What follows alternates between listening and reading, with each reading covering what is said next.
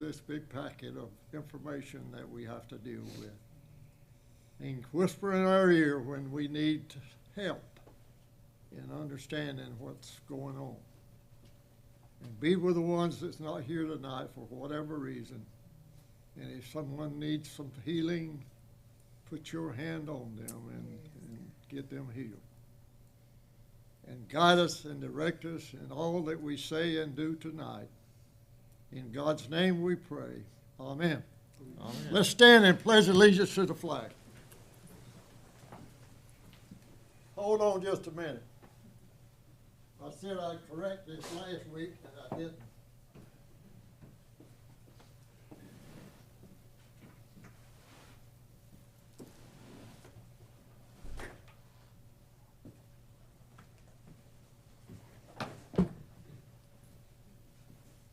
I pledge allegiance to the flag of the United States of America and to the republic for which it stands, one nation, under God, indivisible, with liberty and justice for all. May we be seated.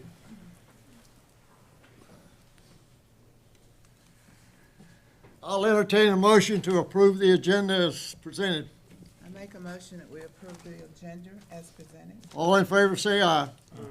Opposed, no. I'll entertain a motion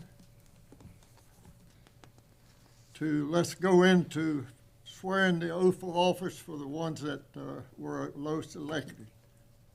Mayor Jerry Medlin, Commissioner Dean McClam, Commissioner Max Rayner, and Commissioner Cassandra Stack. In that order, and I'll go first.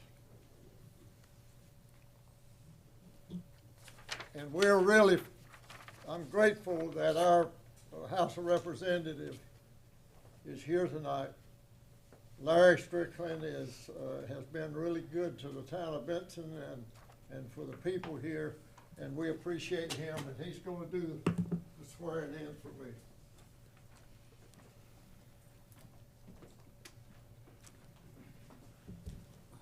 And this is my daughter Janelle that's holding a Bible that belonged to our grandmother. And it was presented to her by Roy Medlin, who a lot of people here know. So, let's see. I state your Jerry name. Medlin, Do solemnly and sincerely swear that I will support the Constitution of the United States, that I will be faithful and bear the allegiance to the state of North Carolina and to the constitutional powers and authorities which are or may be established for the government thereof, and that I will endeavor to support, maintain, and defend the Constitution of said state, not inconsistent with the Constitution of the United States, to the best of my knowledge and ability, so help me God. so help me God. Congratulations. Thank you so much. You will sign that one. Sign that.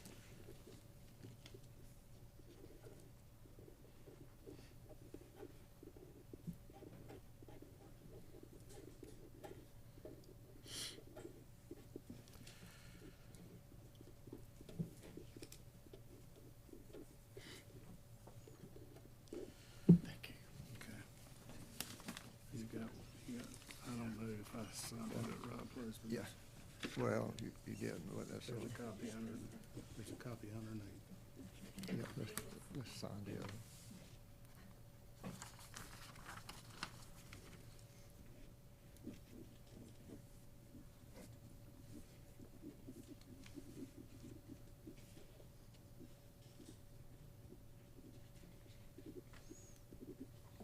Here, you go. You bet, Okay.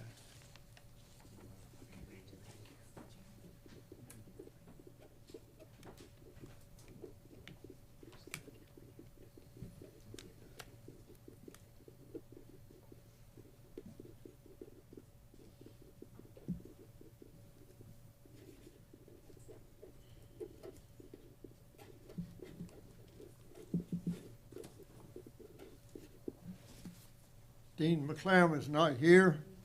Max Rayner?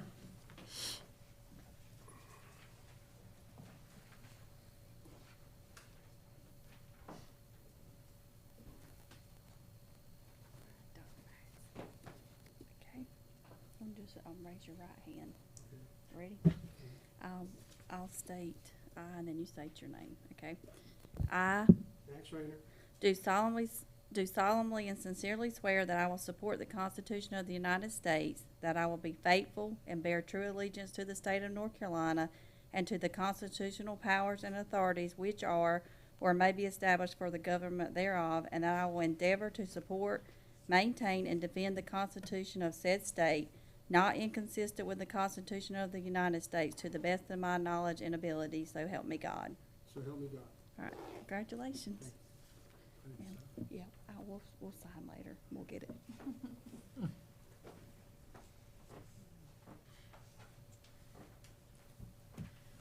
Cassandra Stack.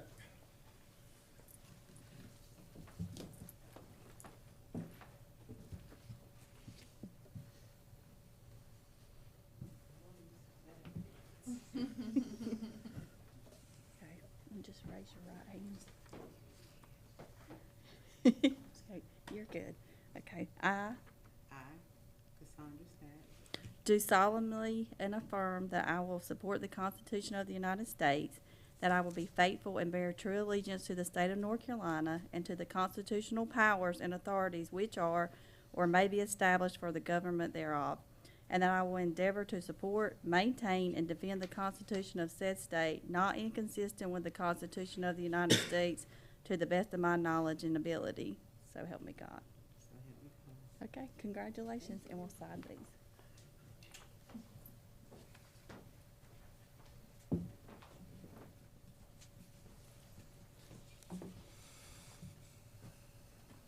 I now will open nominations for the Mayor Pro Tem of the town of Benson.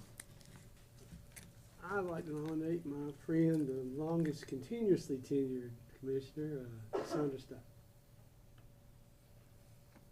Any other nominations? All in favor of Cassandra Stack, say aye. Aye. Anyone opposed? No. Ayes have it. She's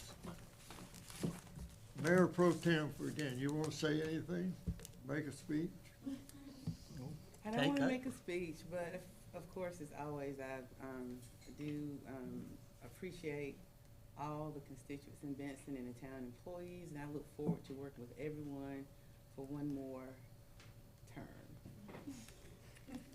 We'll now go into public comments.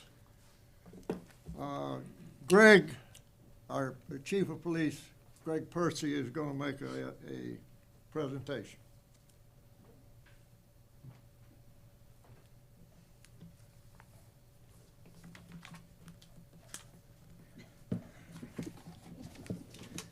Good evening, Mr. Mayor and Board.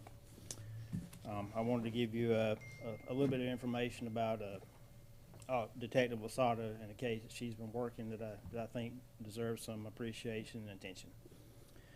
On September 26, 2023, a fraudulent check was passed at a local bank, and Detective Sergeant Nikki Lasada received the investigatory assignment.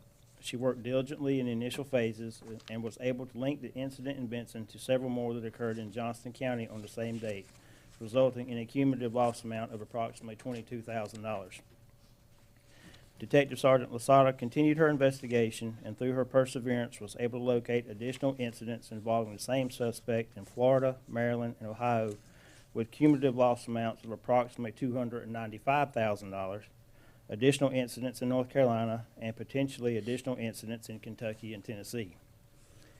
Detective Sergeant Lasada has used a variety of resources throughout her investigation to include collaborations with the State Bureau of Investigation, the United States Secret Service, the Federal Bureau of Investigation, and numerous municipal and county law enforcement agencies in 6 states. She was able to learn the identity of the suspect active in Benson and has secured numerous felony charges against her. Most recently, she has been in contact with the FBI again and was advised that this suspect has been active in at least 22 states with cumulative loss amounts well in excess of $1 million. And she learned that the suspect will be facing multiple federal charges in light of the widespread ongoing criminal enterprise. Detective Sergeant Lasada has demonstrated her determination, her dedication, and her ingenuity and professionalism throughout this investigation, and her efforts will likely assist other local and state agencies with similar incidents. Her willingness to go above and beyond is a credit to her work ethic and her personal values, and this recognition for her exceptional efforts in this case is well deserved. Let's give her a big hand.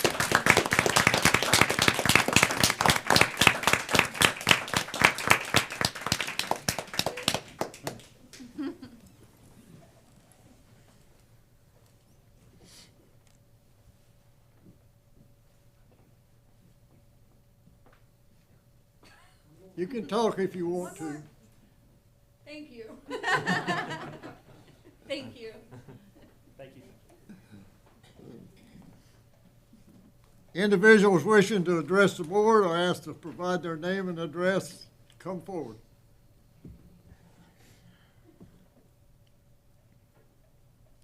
Come forward. Hello. Hello. Julie McAllister. We own the farmland there at 1005 Bailey's Crossroads, and we have the resident there at 3342 Ebenezer Church Road, all of Benson. Many of you know me. Some of you are slightly related to me. My husband's family goes back to 18 early. So some of you know me by my ridiculous shenanigans with the children of our town with the theater arts camps that I have been blessed to host. Some of you might know me from the mural I was blessed to place on Orbeez Wash House, the sunflowers and daisies, because we needed some flowers in Benson, and I believe that Orby is a wonderful person and deserved them. I come from a long line of very theatrical, cultural people. My entire family line is all artists and musicians. I myself have a very extensive background in this. I am also a business owner. I'm a successful business owner. My husband and I own Blue Sky Glass Company. We have been in business for 30 years. When we moved here in 2008, we began Benson Glass Company, made a lovely donation right upstairs of the mirror wall for the patrons' room for the theater. It is very important to our town, in my opinion, and I have countless people behind me. I have children, I have grandparents, I have parents, I have teachers behind me that all believe that we need here in this beautiful town, we need a theater arts club. Now, I am an entrepreneur. I started my own business of Showtime Jewels last year. I am more than competent enough to establish myself in a building and offer theater classes and art classes and. I can do this all by myself. I don't have to have a town to do this. But I believe this is a much bigger thing than me, and it's much bigger than me making money. I believe it is so needed after what our children have been through in the last, say, 4 years. They need to be lifted back up. I am a teacher at the Homeschool Experience. I teach fun. That is specifically what I was hired to do, is to teach fun. I am blessed with being around the 4 to 11-year-old crowd. They get me. I would like to have the town of Benson, I would like to partner with the town of Benson to create a safe, wonderful, creative place for our children to come and share their magic. They come with magic. We have beautiful cloggers and pageants, and we have sports, and we have, you can take classes and camps from the theater, but what they need is a solid foundation, a place where they can go and It's not directed by a teacher or a parent or something. It is something that comes from within and is shared like the glorious gift God has given us. Our brains and our hearts and our souls all come together as magic in the form of art, in the form of music, in the form of theater. I would like to offer my services to help create a creative center for our children. I am a highly resourceful person. I am a repurposer.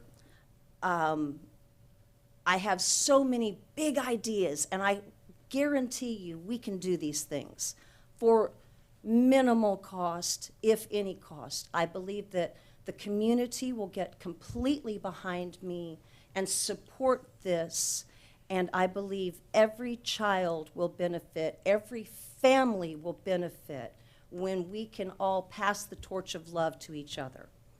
That is, I have an hour plus left to say to you, but I would like to propose to you, the town of Benson, please discuss among yourselves a time where you would like to come with me and I can present a proposal that will encompass so much and be such a tremendous benefit for our wonderful town.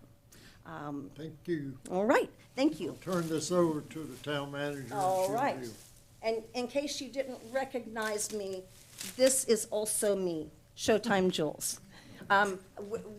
Between the Coats Parade, the Benson Parade, the Lillington Parade, the gleaning of sweet potatoes, and various other things, I have now raised, in my ridiculousness, I have now raised $550 for Make-A-Wish. Enjoy. Very good. Anyone else wish to come forward and present to the board? House Representative Larry Strickland, Pine Level, North Carolina. I would just like to say it's a pleasure to be here tonight. I congratulate each of you that recently ran for re-election. I would say tonight that any needs that the town of Benson has regarding any issue, please call my office. We face a lot of challenges in eastern Johnston County, such as water and sewer, with our roads, moving our products, transportation, road systems. So we've got a lot of challenges here in eastern Johnston County as well as across the county. But I just want you to know that I appreciate the town of Benson. I appreciate what each and every one of you do. You've got a great town here, and it's a pleasure to visit and be here and work with each one of you. And I just stand ready to do what I can to secure any money in the North Carolina state budget that would come back to this town as well as the other 8 municipalities that I have in my district. So again, pleasure to be here tonight, and I wish you good luck in 2024. Thank you. Let's give Larry a big hand. And thanks for coming, Larry. Is there anything in the department reports that anyone wants to discuss?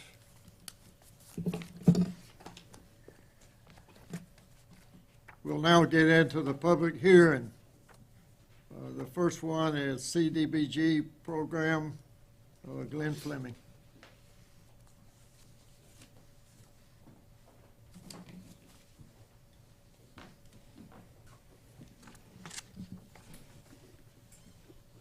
Mayor and Commissioners, good evening. Great to see you as always. Thank you for your time. Here tonight with a handful of items all pertaining to advancing your existing CDBGI grant-funded sanitary sewer rehabilitation project onto construction. Most of these are ordered on your agenda in order to satisfy funding agency requirements. The first 3 are largely procedural in nature. Again, satisfying housekeeping requirements from the funding agency. The 4th and final item I'll have for you will be a little bit more discussion and some update about the overall bidding value engineering process, as well as a tentative recommendation of award. We'll stretch these out, beginning with the public hearing, and then we'll have the final 3 items we'll carry over to your regular agenda. So I'm going to begin with a prepared CDBGI public hearing script tonight. I know we've seen a few of these throughout the duration of the project, and so I'm back with one more. I apologize, as always, for the dry nature of these, but if you'll permit me, I'm going to quickly read this into the record of tonight's meeting. So the purpose of this hearing, purpose of this public hearing, is to clarify the project area and allow residents an opportunity to express their views for the CDBGI grant number 21-I-4000 sewer rehabilitation project. In April of 2021, the city was awarded a total of $1,998,764 in United States Department of Housing and Urban Development, or HUD, CDBGI funds, which encompass 100% of the total project cost from the North Carolina Department of Environmental Quality, Division of Water Infrastructure. The original approved project scope included the following major activities: closed-circuit television and subsequent rehabilitation and replacement of approximately 20,242 linear feet of 6-inch and 8-inch diameter deteriorated and aged gravity sewer line with associated manholes, point repairs, service reconnections, and appurtenances along portions of North Augusta Avenue, South Augusta Avenue, Brooklyn Street, West Church Street, North Farmer Street, West Harnett Street, West Hill Street, North Lincoln Street, West Martin Street, North McLam Street, South McLam Street, West Parish Drive, South Pine Street, North McKinley Street, South Riles Street, and North Wall Street. Closed-circuit television analysis revealed that approximately 4,390 linear feet of sewer line needed rehabilitation and/or replacement. This linear footage was advertised for construction bids multiple times. Due to bid prices received, the Amendment Number 1 project construction scope will be reduced down to rehabilitation and replacement of approximately 3,000 linear feet of sewer line and associated appurtenances along portions of North Augusta, Brooklyn, West Church, North Farmer, West Harnett, West Hill, North Lincoln, West Martin, and West Parish streets. Some streets may only have the manholes addressed due to the available project budget. Base bids and alternate bids received were more than the available CDBG budget. The town, the lowest responsible and responsive bidder, and Withers Ravenel entered into value engineering negotiations to reduce the construction scope. First, the bid alternate adder to rehabilitate service lateral reconnections was removed. Then the project area segments and manholes were ranked based on street view of low and moderate income households. This is the same methodology used for the grant application during the height of COVID-19 to be eligible for the area-wide low to moderate income benefit. The project must benefit as many low-moderate income households as possible to meet national CDBG requirements. All sewer segments serving non-low to moderate income non-residential areas were removed from the project scope. The segments with the lowest low to moderate income percentage benefit were also removed from the project scope until the CDBG budget was met. The project's area-wide percentage of 69.5% low to moderate income remains the same. The project area has a population that is at least 51% low to moderate income, and therefore 100% of the CDBG funds will be utilized to benefit low to moderate income persons. The attached reduced scope map shows the linear line segments and manholes removed from the base bid in green. The sewer line and manholes being kept in the project scope are shown in orange. The project budget remains unchanged at approximately $1.9 million. The original determination of no adverse impact to the environment is also retained. The project will be like-for-like rehabilitation and replacement of lines with no increase in capacity.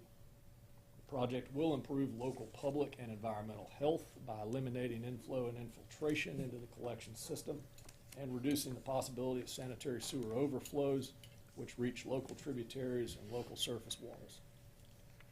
The The town of Benson does not discriminate based on race, color, religion, sex, national origin, handicap, age, familial status in the admission, access to, treatment, or employment in the CDBG program and activities.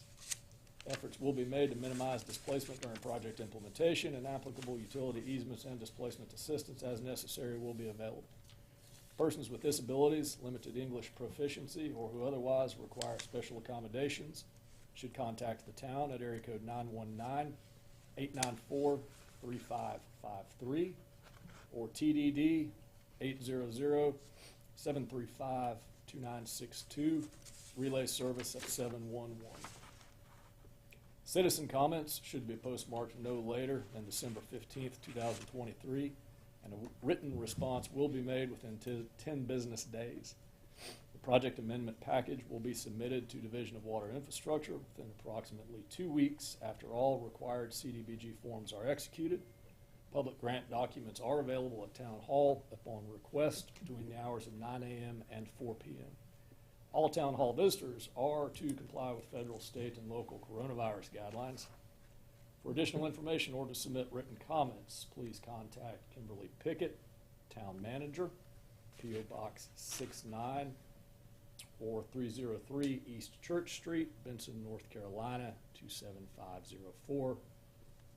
Phone number, area code 919-894-3553, TDD 800-735-2962, relay service 711. This information is available in Spanish or any other language upon request. Please contact Town Clerk Angela Thornton at area code 919-894-3553 or P.O. Box 69 or 303 East Church Street, Benson, North Carolina, 27504 for accommodations for this request. Thank you for your time there. That concludes this. Does anybody have any questions? I'm gonna read the last sentence in Spanish. I did grow up in South Texas, so That's all right. I can't. Thank you.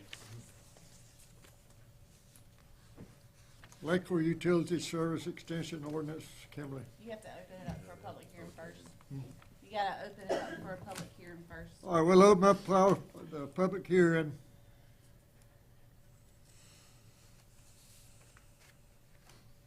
You want to cover the CBDG or yours? No, for the CDBG, you need to open it for public hearing. Okay. So anybody in favor or Yeah, against? anybody in favor of speaking about this, come forward. Anyone that's opposed, come forward.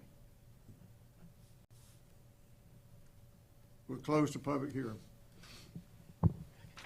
Now we're on electric utility service extension ordinance. So we have been talking about this for a few months now, but I bring before you an electrical utility service. It's going to be a new chapter in our ordinances, and this is basically treating electric infrastructure just like we do water and sewer, where if a developer comes in, they're going to have to either pay the town up front for all materials and labor, or they have somebody come in and do the work for them. Like I said, everything will be paid up front. So it wouldn't be like it is currently. Well, right now we're not getting anything for development of infrastructure for electricity, but it wouldn't be where we would do the work and then invoice them later. It would be, here's the estimation of work, and if it goes over, we'll invoice them the additional afterwards. Do y'all have any questions? You want to open the public hearing? Yes, please. Anyone that's in favor, come forward.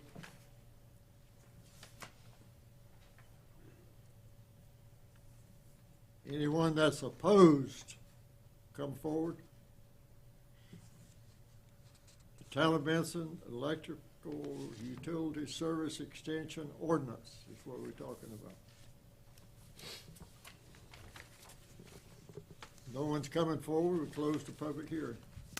And then can y'all vote to approve it? Because it's not on new business, so we'll have to vote for it here. I make a motion that we approve it. All in favor, say aye. Aye. Opposed, no. Thank y'all. Unified Development Code update.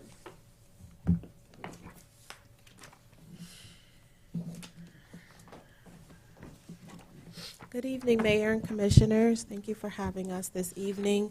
I would like to introduce Karen Mallow of Withers Ravenel. She has worked very closely over the last year with the Town of Benson's planning staff, our planning board, and steering committee to update our Unified Development Code. The current code has been in adoption since 2007. It was recodified in 2015. We also made substantial changes in 2020 to address the new development legislation, 160D. And so this update was necessary to address further development trends in Benson and to eliminate outdated terms and standards, and to make the document more user-friendly, and to just reorganize and introduce new standards for development in the town of Benson. I really want to thank the commissioners for allowing us this opportunity to update this code. Also to the planning board and the steering committee members for dedicating their time and efforts to read this 200-plus page document, for Ike for your input on it, the legal matter, town departments, fire, public works, Kim, for reading through. We've worked with Johnston County with the stormwater and erosion control to add standards in there regarding environmental protections. And so we really tried to put forth a code that will serve the town of Benson and to be a document that can grow and be a living document for the town of Benson. So I will turn it over to Karen Mallow, and she will give a presentation on the changes that are being proposed. We'd like to seek approval, have a hearing this evening, and to adopt the code and make it effective January 1 of 2024. Thank you. Good evening. Sorry, I don't like microphones. Good evening, Commissioners, Mr. Mayor. Thank you for, again, allowing us the opportunity to be here this evening. The presentation that we're going to go through as part of the public hearing is really just to, very familiar from what you saw at the last time I was here, where we kind of went over some of the changes in that work session that we did in October. So without further ado, because some of these slides are a little long, is this? No, sorry. Is it just a presentation?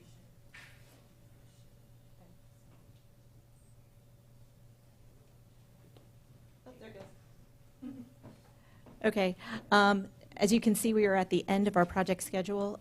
We were planning to wrap up everything by December, so thus the adoption date of tonight, hopefully, and then an effective date as of January 1st. That allows us to go in, combine right now all 11 chapters, and appendices are individual chapters. We're going to go combine them, and then all those little highlights that you see in the text, those will go away because those will become hyperlinks. So you'll be able to like click on it, and it'll take you right to the point in the page where you need to be. So as you see the document and you see those highlights, that's what that means. Project timeline, just to give you an idea of how long we've been working on this. Withers Ravenel was signed on as a consultant in August of 2022. We had a kickoff meeting and formed our steering committee. We did a lot of our interviews and research in October. That was kind of like when we started the actual work. We did research and preparation of our ordinance assessment, which we did present to you at a workshop. That was a very, very late meeting, so you may have blocked that from your memory. But that was in March of 2023. I'm sorry, that was in May of 2023. We had a public workshop here in March. We've been writing sections of this ordinance and going through them with the steering committee from February of this year all the way through October. We had, again, that joint workshop here with both of the planning board and you in October. And then we had a public workshop before the planning board meeting last week. We had a planning board recommendation of approval, again, last week at their meeting. And then we're here tonight for the public hearing and hopefully vote for adoption. Very quickly, our table of contents are listed here. Originally, there were 8 sections. We've expanded that to 11 to make it a little bit more manageable. And I know it sounds longer, but it actually, those sections were sort of streamlined. And we also moved some of our sections to the appendix. So there's 4 appendix as part of the appendices. I'm just going to go through very briefly the summary of each one of the changes, or each one of the chapters. Article 1 is our general recommendations. The only real changes there were that we worked with the steering committee to refine the purpose of why we do zoning and why we do development regulations. We also edited and condensed some of these regulations for easier reading. And then we provided updated district names. So you'll see on the associated zoning map over here, and we'll talk about that a little bit, but basically the zoning map was updated with just names. We didn't change any of the zoning district boundaries. We did not rezone anybody to a new zoning district. Everything is exactly the same. We just updated the names. And we'll go through that in Article 2. You'll see it right here. We updated those names to eliminate the reference to single-family lot sizes. So R30 meant that there was a 30,000 square foot lot size for single family. R11 was for the sort of like the medium district, and then R6 is 6,000 square foot lots. But there were other residential uses allowed in each one of those districts. So it was sort of a misnomer to say that the minimum lot size was always 30,000 or 11,000 or 6,000 because other lots, such as townhouses, have lower lot sizes. So we've renamed those to R1, R2, and R3. Business districts, very similar. They were B1, B2, and B3, sort of nondescript, but we wanted to name those CBD for Central Business District, NBD, Neighborhood Business District, and then HBD, which is Highway Business District. We removed PUD as a type of land use or a type of district. It was kind of both. The planned unit development wasn't really taken advantage of in Benson, and 160D created or really made available a new zoning tool called conditional zoning. So we sort of took the rules and regulations that governed PUDs and we kind of incorporated those to conditional zoning. So it's sort of it's able to be tailored to the development needs of the developer as well as the town. And then we retired the RMH and the RTH districts. Those 2 districts were single properties. I think there's 2 properties that are zoned RTH and 1 that's zoned RMH. I'm sorry, vice versa. RMH there's 2 and RTH there's 1. These were not mentioned in your current ordinance. They were nowhere to be found. They were only listed on the zoning map. So what we've done is we've retired them and basically just saying that they can exist in perpetuity, but that no additional land uses may be rezoned to RMH or RTH. Also in Article 2 are our area or zoning and dimensional standards. These are basically, you'll see in the current ordinance there were like 7 or 8 charts that we combined into one standard chart, which gives setbacks, densities, impervious surface coverage, and a couple of other items. Also, we created some new pictures or graphics so that it's easier to understand the definitions. In Article 3, we created a new use table. We also removed some of those antiquated uses. I like to use the example of like blockbusters, since they don't exist anymore. We removed things like that and put newer uses in there, sort of like short-term rentals and food trucks and things along those lines. Special use, the bigger changes here in Article 3 and the use standards is that a lot of uses requiring special use permits. Special use permits are a quasi-judicial, and if you remember at our work session, we went and spent a lot of time talking about the difference between a quasi-judicial proceeding versus an administrative proceeding. So we took out a lot of the special use permits to make the development process go a little bit easier. We've created standards for a lot of those uses, such as home occupations, daycares, and things like that, that always required an SUP. Now those will be able to be approved either by this board or by the planning director. Again, some of those newer standards there, single-family attached, there was no exact standards for townhomes or short-term rentals, banquet facilities, commercial kitchens, and flex space. In Article 4, this used to be your Article 6, subdivision and infrastructure. These are all your subdivision requirements. The actual submission guidelines for subdivision is included in your procedures section, which is in Section 9. The major changes here in Article 4 were the new street classifications. The ordinance now requires annexation for the provision of water and sewer.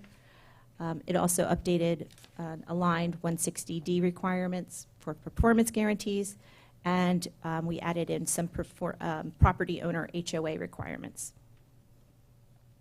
Article 5 is a brand new ordinance section. We wanted to create sort of a placeholder for when the town does incorporate their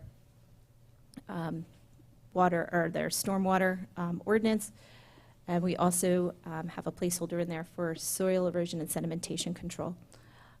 The bigger thing that is new or really refined a little bit was the conservation area, natural conservation area, or resource conservation area, my apologies. And that section was currently in your ordinance, but was kind of spoken about in like 3 or 4 different sections. So we brought it all into Article 5. The largest article that you'll see in terms of changes was Article 6. These are the development standards. As I mentioned at the last meeting, we talked about open space and recreation. It's usually based on a per unit. Instead, we've now changed that to a percentage of the site area. Open space is required at a rate of 10% in residential uses, 7% in mixed, and 5% in industrial and commercial uses. But again, it's not in all of our commercial districts, it's just in the highway business and the I-1. There are alternative residential designs.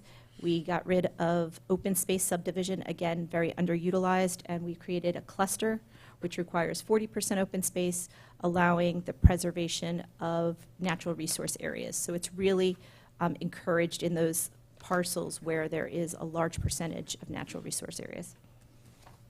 Parking requirements were updated based on standards. There was the addition of bicycle parking, and there is a new thing for an alternative parking plan if parking ratios and other alternative options are employed. Building design standards, this is for all non-residential building, or sorry, not single family. It's multifamily and non-residential buildings have new design standards. There's new graphics throughout the ordinance for parking, for open space and landscaping. There's new sections on infill development, so that's in an existing neighborhood. We want the character of the neighborhood to be preserved so that a house coming in to an existing neighborhood does, sort of matches the development in that area. And then last but not least in that section, a new fee in lieu of language for the provision of open space and recreation. Currently, the only language for fee in lieu of was for sidewalk provision. Article 7 is covering signs. This was previously in your development standards. We pulled this out as its own individual chapter, created new graphics, and we placed a lot of the regulations into charts to make it a little bit easier. This was a very text-dense section, and we wanted to make it a lot easier to use. Also, political sign language was updated with 160D, and we wanted to bring that into conformance. Articles 8 and 9 are kind of go hand in hand. 8 being administration, that goes over each one of the roles of this board, the planning director, and TRC, also Board of Adjustment in terms of the development process. And it talks about their roles and responsibilities as well as codes of conduct and being sworn in. Chapter 9 or Article 9 goes through the processes and procedures. This is a very, very dense chapter. Again, did not make many changes here, except for the fact that we did talk a lot about, again, removing the special use permits and making the quasi-judicial process go a little bit smoother and according to follow those rules and regulations of 160D. So that was removing planning board approval or planning board recommendation on a quasi-judicial process. You can see in that Chapter 9 there is a table that outlines each one of the processes, and the biggest change there, or only change really there, was that, again, the planning board is being removed. There's now a major and minor site plan, and some of those minor decisions will be made by the planning director, provided that they meet all the requirements of the ordinance. Again, here are the ones that changed. Exempt subdivision remains the same, and expedited subdivision is new. That was with 160D. Minor subdivision remains the same as an administrative process. If you can read up there, the yellow underlined is the approving body. So minor subdivision, again, remains the same with planning director approval. Major subdivision, this was changed. A major subdivision under 20 lots becomes an administrative process. A major subdivision over 20 lots remains as a quasi-judicial procedure that will come before this board. Minor site plan, less than 20,000 square feet of commercial or non-residential space, or 40 multifamily units. That is an administrative decision. And then major site plan is 20,000 square feet or more than 40 multifamily units. That will be administrative, not quasi-judicial, but it will also become before this board. Article 10, nonconformities, did not change very much, except that we just focused on the time that it takes to abandon a use. And then the definitions, we split those up in between use standards and just general terms. And then the appendices, we moved the wireless communication facilities to an appendices because that is very dense. It's actually reversed, so this slide's slightly off. It's Appendix A is the plant list, and Appendix B is actually the wireless communication. Appendix C is typical roadways cross-sections. Again, a placeholder. Right now, there's only one cross-section on there. The rest of them are being sort of updated through the state, and we would expect to see more cross-sections provided in the future. And Appendix D is the certifications that go on the plats before they get recorded. I'd just like to briefly go over some of the changes that were made based on some of the comments we received and some of our edits since we had our work session in October. These are very brief, and some of these I've already spoken about. But basically, we talked about the changes to the zoning map, retiring the RTH and the RMH, and conditional zoning is going to be CZ. It was originally shown as CD. Residential care facilities and farmers market uses were added in Article 3. We require the annexation provision for water and sewer. We added that to Article 4. We removed riparian buffers from resource protection areas. They are not allowed to be counted as a resource protection area by the state, so that was removed. We clarified open space regulations with the fee in lieu of. Also added in street tree requirements, which were in your current ordinance but inadvertently got left out, so that was just an oversight on our part. We added that back in. We revised the chart of regulations in Article 7, and then in Article 9, one of the bigger items that we changed based on planning board feedback was adding a second neighborhood meeting after an approval process goes through. So if there's a neighborhood meeting prior to the public hearing, the developer will be required to have a second hearing or not a second hearing, I'm sorry, a second meeting with the neighborhood to just kind of go over things such as construction expectations, construction expectations, scheduling, and anything that came out of that that was different from the original, because we do know in a development process, things change from the original submission to the actual approval. And then last but not least, revise the hearing notifications for tenants. This, again, came out of planning board. There was a concern that when we notify property owners, we may not be notifying necessarily the tenants that live in those buildings. So now this is a requirement for tenant hearing, requirement for the hearing notification for tenants. This is similar, and we used, sort of mirrored the language that is used in the city of Raleigh. And then last but not least, just if this is adopted this evening, again, it will not be effective immediately. It will be effective January 1st, 2024. That gives us some time to do some house cleaning on the ordinance, getting it all ready to go and published, get copies of the zoning map to Aaron, and everything ready for January 1st. And with that, I will be quiet, and thank you very much for your time and patience. I know this is, again, I think Glenn used the word dry, but again, thank you so much.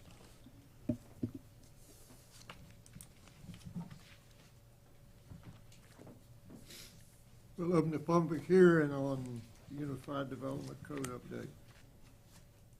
Anyone that's in favor, come forward.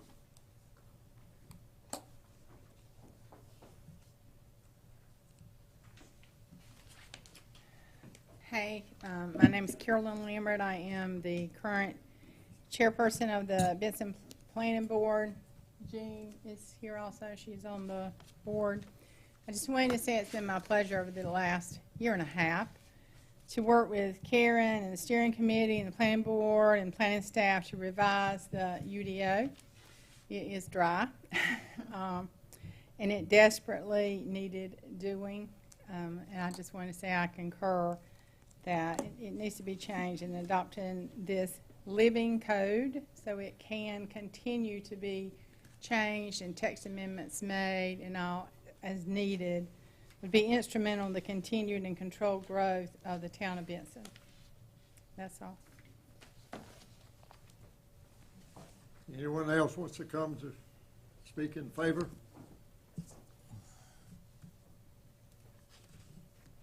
Anyone that is opposed, come forward.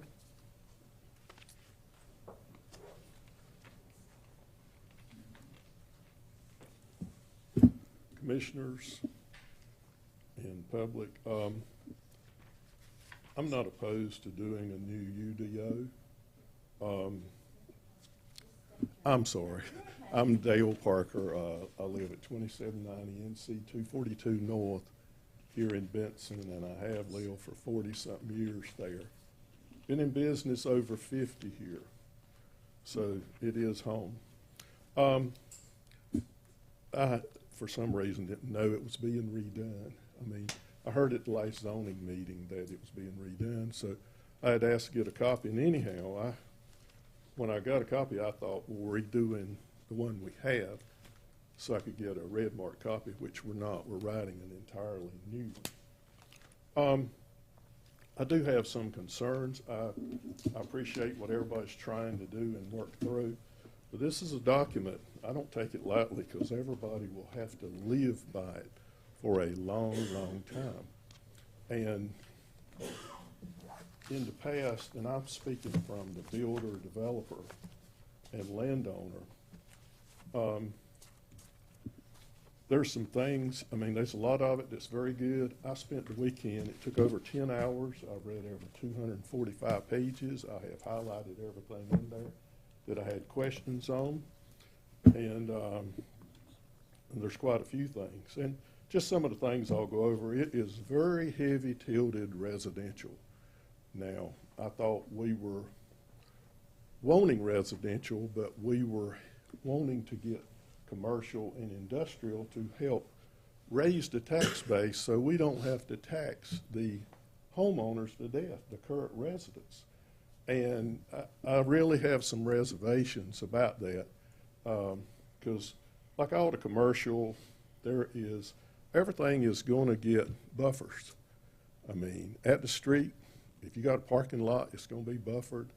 If you touch residential property anywhere, and I'll just mention that lightly, if you touch agricultural property, we have everything around here is zoned agricultural residential. And like at our office, I'll mention that because that's a situation I really know.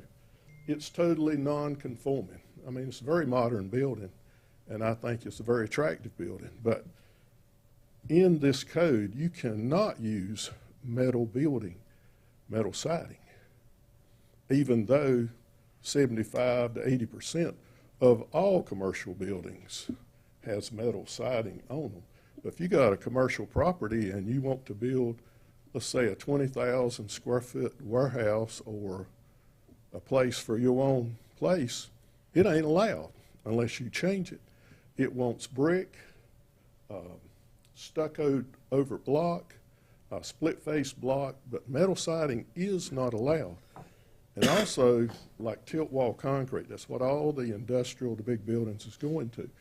And geometric designs like the one we just built out at Berry, it's painted in colors, has all kinds of designs in it, very decorative and very attractive. It's not listed as one of the things you can build. So between tilt wall and metal building or metal siding encompasses 95 to 98% of all commercial and industrial buildings. So what are you going to build? I mean, we wouldn't be building any, because when you go to the masonry buildings like it listed, your cost doubles.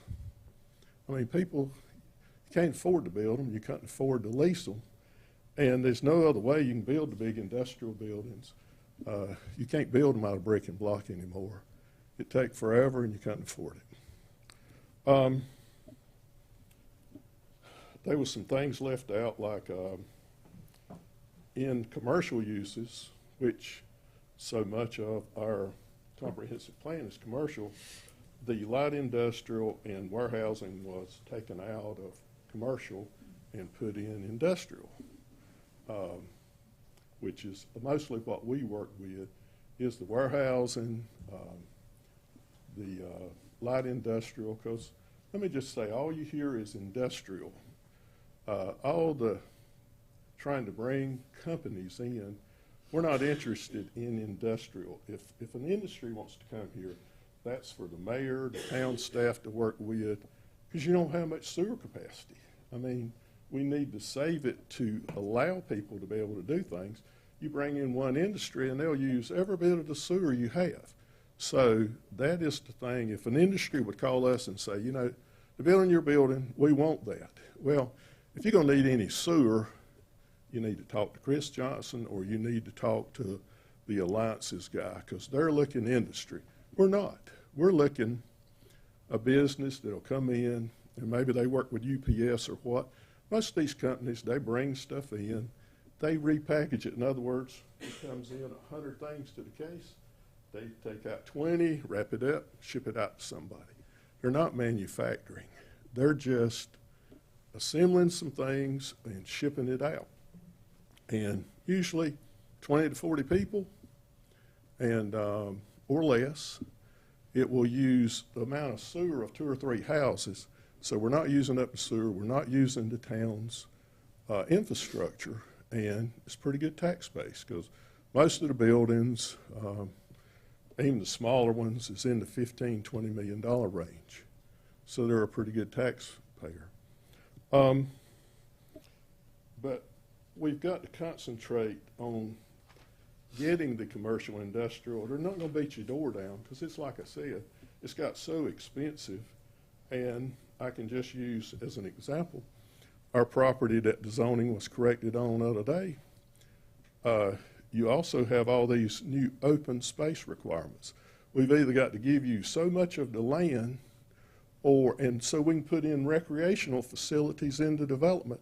I'm telling you, in a big commercial park or in an industrial park, they don't want any recreational in there. Most of the businesses are open from 7 to 7, and they go home.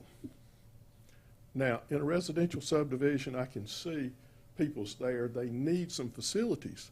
But your commercial parks and your industrial park, they don't want anybody coming in there, because they're gone. I mean, they don't want anybody trespassing around or anything, or coming in for a walking trail because there's nobody there. Like the parking lots. If you got as many as 50 spaces, 5% of them has to have electric charging stations. Who pays for those? They're very expensive. I mean, just a few things. I'm not trying to just beat down. I agree with what you're doing to have a good plan, but I'm saying I just hope you will take the time. That old saying, the devil is in the details, because it is for us. We're the ones that has to pay the price on these things. I mean, if we drive the cost up so much, nobody's going to come down here and rent them, so we're not going to build them. We can go somewhere else and build them. The buffers is a big deal, and there's a lot of walls, and just like, I'll just explain ours. Non-conforming use, it's like, if we get an appraisal on an office building, and it's a conforming use, it appraises for a certain thing. If we get it appraised, and all the rules that's changed, and it's non-conforming, it ain't worth as much. I mean, lenders don't like non-conforming property. And when I say non-conforming, we didn't change the building. But for instance, there's supposed to be a buffer across the front at the street. Then if we got a parking lot, you may have a different buffer. And we touch agriculture on the back of it. We can't even see it. It's through the woods. We'd have to put up a buffer. And that's another thing I'm saying. We take agriculture and say, well, it's residential. Even if there's no houses there, even if they're not intending to ever put any houses there, we've got to do all these things like it is going to be residential. And I know there needs to be some things, but I think we can look at what some other people's doing that's working real good and help with that. But also, we have a truck. We have it's a high cube van. In other words, just a 6-wheel, 22-foot long thing that we deliver to our own construction sites. And by the way, we're really a flex space building. Flex space, office in the front, warehouse in the back. We're in B3 zoning, so we're non-conforming on that. Now flex space is put in the heavy industrial class. Really should be moved from that, because around Raleigh, that's all that you see, and they're not putting them in that. They're usually not that big, 8, 10,000, maybe 15. But also, we have some stuff outside, and we have a truck that sits there of a night. So, according to this, we're supposed to screen it to full height. Tell me what you screen it with. I mean, we can buy a 6-foot fence. We maybe even can get an 8-foot fence. You're talking about 12, 13 feet. I mean, you'd have to take and get some big poles and stack 2 chain link fences on top of one another, and then put the opaque fabric like you see on some things that's got the slits in it for the wind to blow through and keep from blowing it off. How long is it going to last? I'm just saying, a lot of these things sound good, but I'm just saying in real life, it's impossible to do, and it's terribly expensive. And I think some of those things was taken out of the old UDO, and they're now in the new one. I'm just saying, there's some good things in here, but I do think we need to take the time to get it right if we're going to do it, because the ramifications, if you don't want any commercial and industrial, and I'm not trying to say I know what's going to happen, but I know we won't be, because you can't afford to. I mean, development has got so expensive. It's like I said, used to, we go build a warehouse, it's $1 million, it's $2 million. Now it's 15 million, it's 20 million. It's good tax-based stuff. I mean, we had, I think, original plans. We were hoping to build maybe 14, 15 buildings, and it would have a several $100 million tax base. But I'm just saying, you get the wrong regulations, and there won't be any. There'll be somewhere else. There'll have to be. Because I was going to say a while ago, just our property that was zoning was corrected on, to put the Class C buffers and give up the recreational space. In other words, what we'd have to do is get some of the land appraised 7% of it, so we'd have to give the town 7 acres, or either the town would get a bona fide appraisal for 7 acres, and we'd have to pay that money to the town. Well, if you're dealing with land and it's $50,000 an acre, that's $350,000 to keep it out of our development. We've got to give. Okay, now the roads cost the same thing they were going to be, but we have less land area, so we can build less square footage of buildings. But just the Class C buffers and paying all that would cost around $1 million on that one tract of land, and that's just not affordable. I mean, we'd be better off to turn around and turn it all into residential. And that's not what we want to do, but I just hope you understand our point. We got to look at what'll work for our family and feasibility, not, I mean, we don't have to do these things. And I'm just saying, I appreciate what Erin and her staff and Withers Ravenel, they're a high-class outfit, and they know what they're doing. I'm just saying, we're not Cary. I hope sometime we can be like Cary, but we're not there yet. Maybe in 15, 20 years we can be. But I'm just tired of everybody leaving here every morning, driving to Raleigh, then they come home, they load up everybody, and they go to Dunn or they go to Smithfield because we don't have nothing to buy here and hardly know where to eat. So they eat at Raleigh during the day, they come home, load up, and go to Dunn or go to Smithfield and come back home and go to bed, and we got nothing out of it, but we provided no quality of life. If we don't get some commercial things and all here and some places for people to work, the whole idea, we worked on the I-40 project years and years. Our whole thing was let the residential go to 210. Let the residential go to 42. They didn't have the town base like we do. They're in an unincorporated area of the county. So they can't tax the people. They don't have their own police department. We can solicit people from down in Warsaw, Wallace, and all. We can solicit people from Research Triangle. We always thought we would be more of a business hub than residential hub. We got 2 interstates, and probably we'll soon have 3. Within 10 miles, we'll have 3 interstates. So why do we want residential to be our main? You can get all the housing you want, I can tell you that. Land we have, we could probably build 2,500 units on. That ain't what we want to do, but eventually we'll have to make the right decision. I'm just saying, there's been a lot of work done to make this a big business community. And what we have, town has been so forward thinking. We've got good power. We got water from 2 river systems. I think this is the only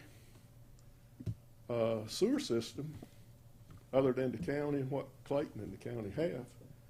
I mean, all these other towns would give anything to be in the position Benson is. And I'm just saying, let's just don't throw it away. Let's be smart and all work together and get some things figured out. But I thank you for hearing me. I didn't mean to go on, but it is of vital importance to us. Thank you. Anyone else that is opposed, come forward. Anyone else that's opposed, come forward. We close the public hearing. What's the thoughts of the board?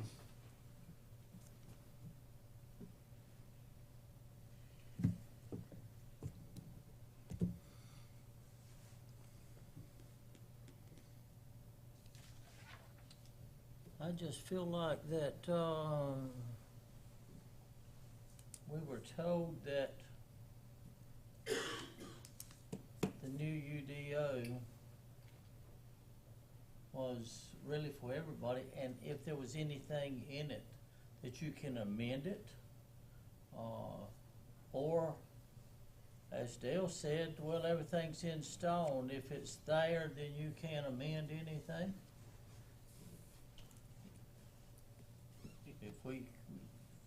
It's amendable. It's just a process to amend. Do y'all have any questions for Aaron or Karen about I'd love to see, I'd love to hear a response. Will they respond? Aaron, what's your thoughts? Karen?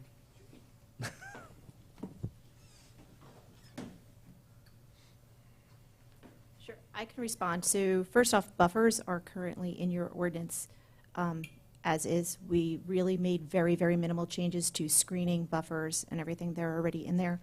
And from an analysis of surrounding communities, Benson has probably the most minimal buffer requirements that I have seen. Your residential to industrial buffer is 30 feet with approximately, Aaron, let me see. I think it's like 20, it's about 20 plants. It's 2 canopy trees, 2 understory trees, and I think like 15 or maybe 10 shrubs. It's very minimal. Wake Forest requires 75 feet, or sorry, 50 feet. Here, I wrote them all down. Hold on.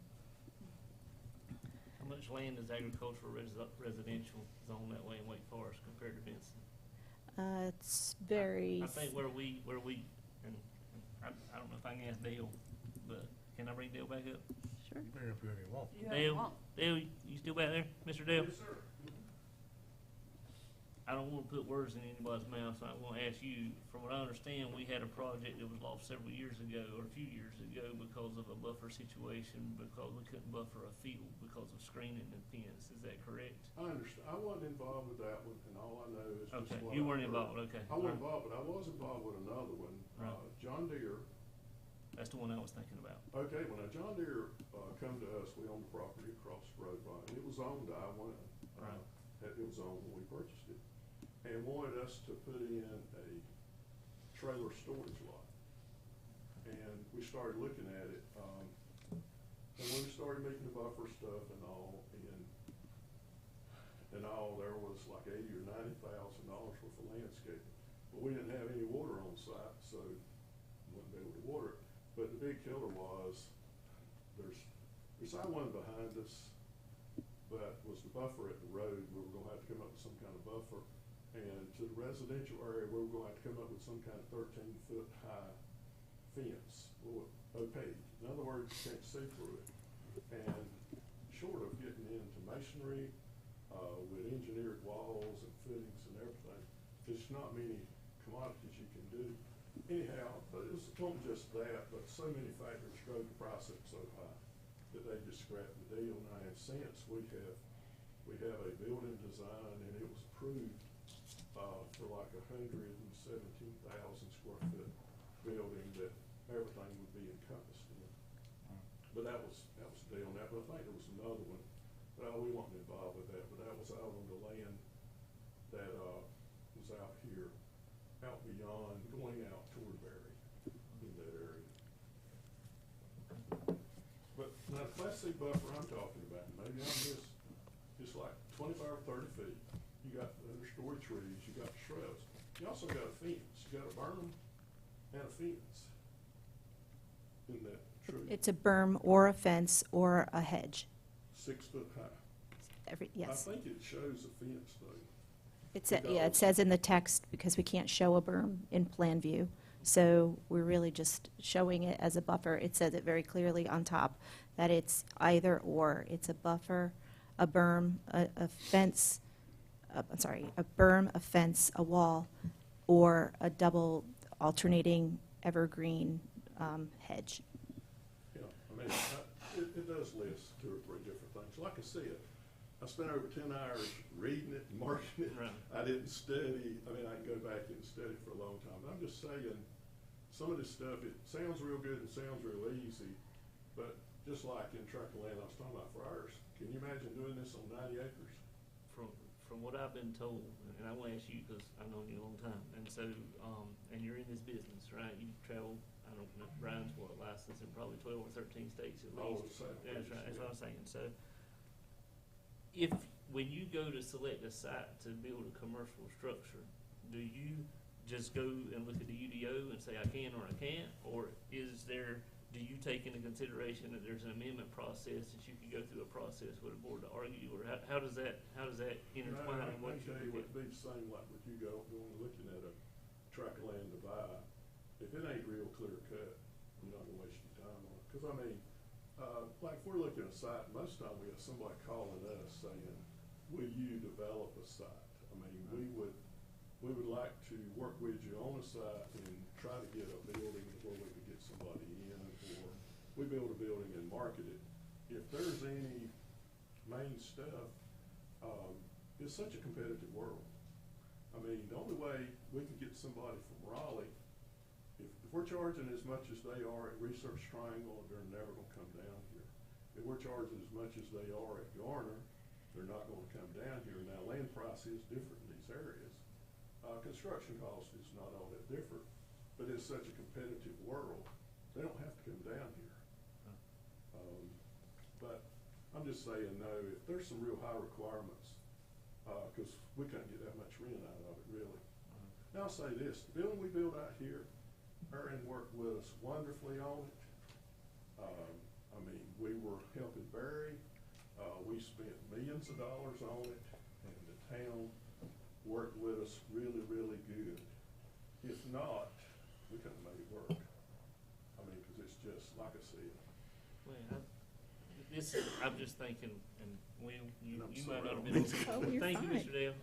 I'm just thinking of issues that I know that I've had to answer for sitting on the board in the past when it comes to commercial and buffer.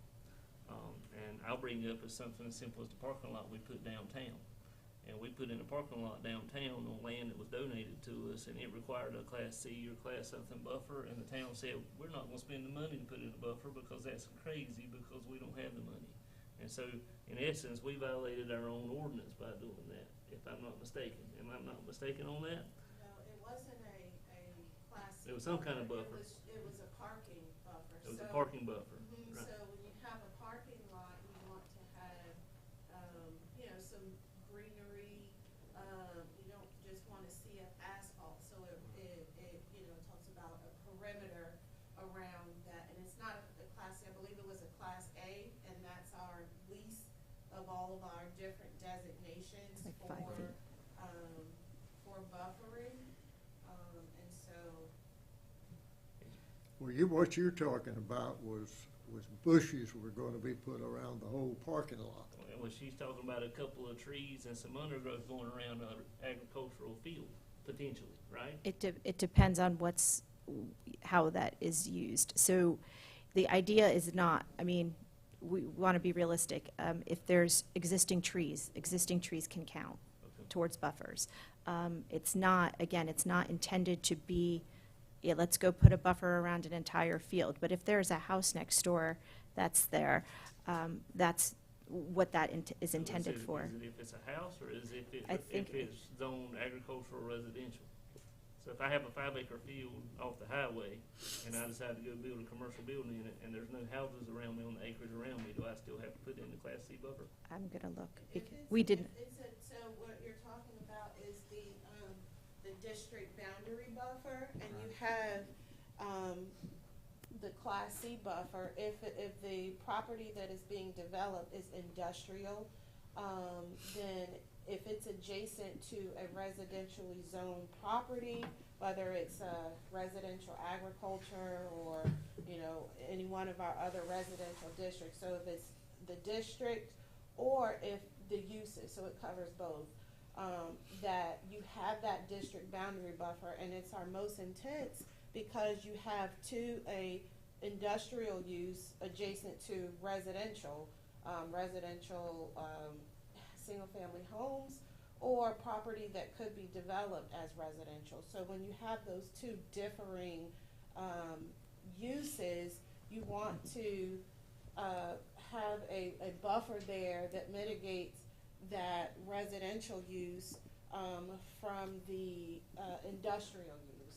And so in our code, the more dislike the uses are, the greater the intensity of the buffering. So if you're adjacent to a neighborhood business and you're residential, it may be a Class B buffer or Class A buffer. So it's really to separate those uses and to screen them so that people that are living adjacent to it or potentially living adjacent to it are not negatively impacted by the activities that are generated from that industrial site.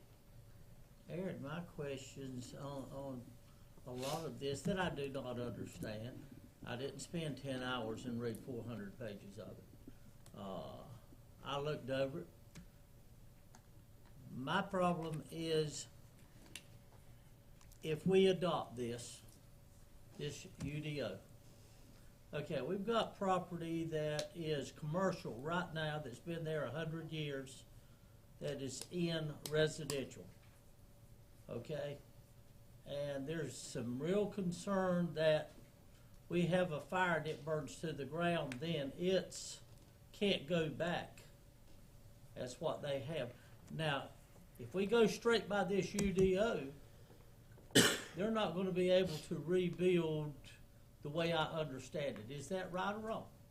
If the property is zoned residential and it has had a commercial use on it, and and the business burns down, yes, it could not convert back to that commercial use because the property is zoned residential. So in order to address that, we have to look at the uses as well as the zoning districts that we have in town, and that's when we need to appropriately seek rezoning of those properties so that they are brought into compliance, because at some point in time, whether it was years ago and that property was being utilized for a commercial activity, and then and the town may have rezoned, may have said, okay, we're going to do a town-wide rezoning, and we have identified specific areas that we would like to see more commercial. You'll see that in our area around the PK Viz part. You'll see that in areas off of US Highway 301, where they've, for instance, car sales lots, where they were zoned as B2. However, and that may have been a town-wide rezoning. However, or around the PK Viz site, it was a residential house there, and people lived there. And the town decided that this area is most suitable for commercial operations. And so with the authority that the board has to rezone these properties, that effectively creates that non-conforming use. But through that, you have said that we no longer want residential there. We want commercial there, and vice versa. If it's been used as residential and you want it to be commercial, and and you've rezoned it to a commercial, that residential use can no longer go back, because you've decided, based on the zoning districts and the areas that you would like to see certain industries and uses, that this neighborhood is more suitable for commercial or residential. And so that is how you can have those non-conforming uses. Now, if that's something that has happened and it's zoned residential and it's been utilized as commercial for many years, what I always advise when it becomes to my attention is that to seek a rezoning, maybe a general rezoning would satisfy what you want, or you may need a conditional rezoning where we know specifically at that site what's going to occur. You can eliminate certain uses, so you don't want to completely zone it out, but you want to bring it in compliance with certain conditions that fit into the neighborhood and to the existing surrounding community, so that that use isn't completely out of character with the existing neighborhood and the development trend. So you have those Okay. options. we approve this now, the same scenario, how hard is it for these people to go back? Here is a 100-year-old establishment, and from day one, it's been industrial. You've got houses around it. How hard, we approve this, and how hard is it for them to come to this board and say, look, They have to do that now. That, I was going to say, That's already the scenario you're using, they'd have to rezone now because where you're talking about is residential. It's not a commercial site. That's why it's in that situation that it's even though in. it's being commercial Doesn't, yeah. before a UDO or anything Because else ever it's came? zoned, it's not zoned for what they want to do there. They have to go for a rezoning. So whether you pass this UDO tonight or you continue with the UDO you have, they're still going to have to rezone. Correct. I think there's enough questions sitting on this table that's been talked about tonight that we need to go back and look at this thing. You start putting something like this out, and all of a sudden, the smoke starts coming up and the fires start. But I've heard this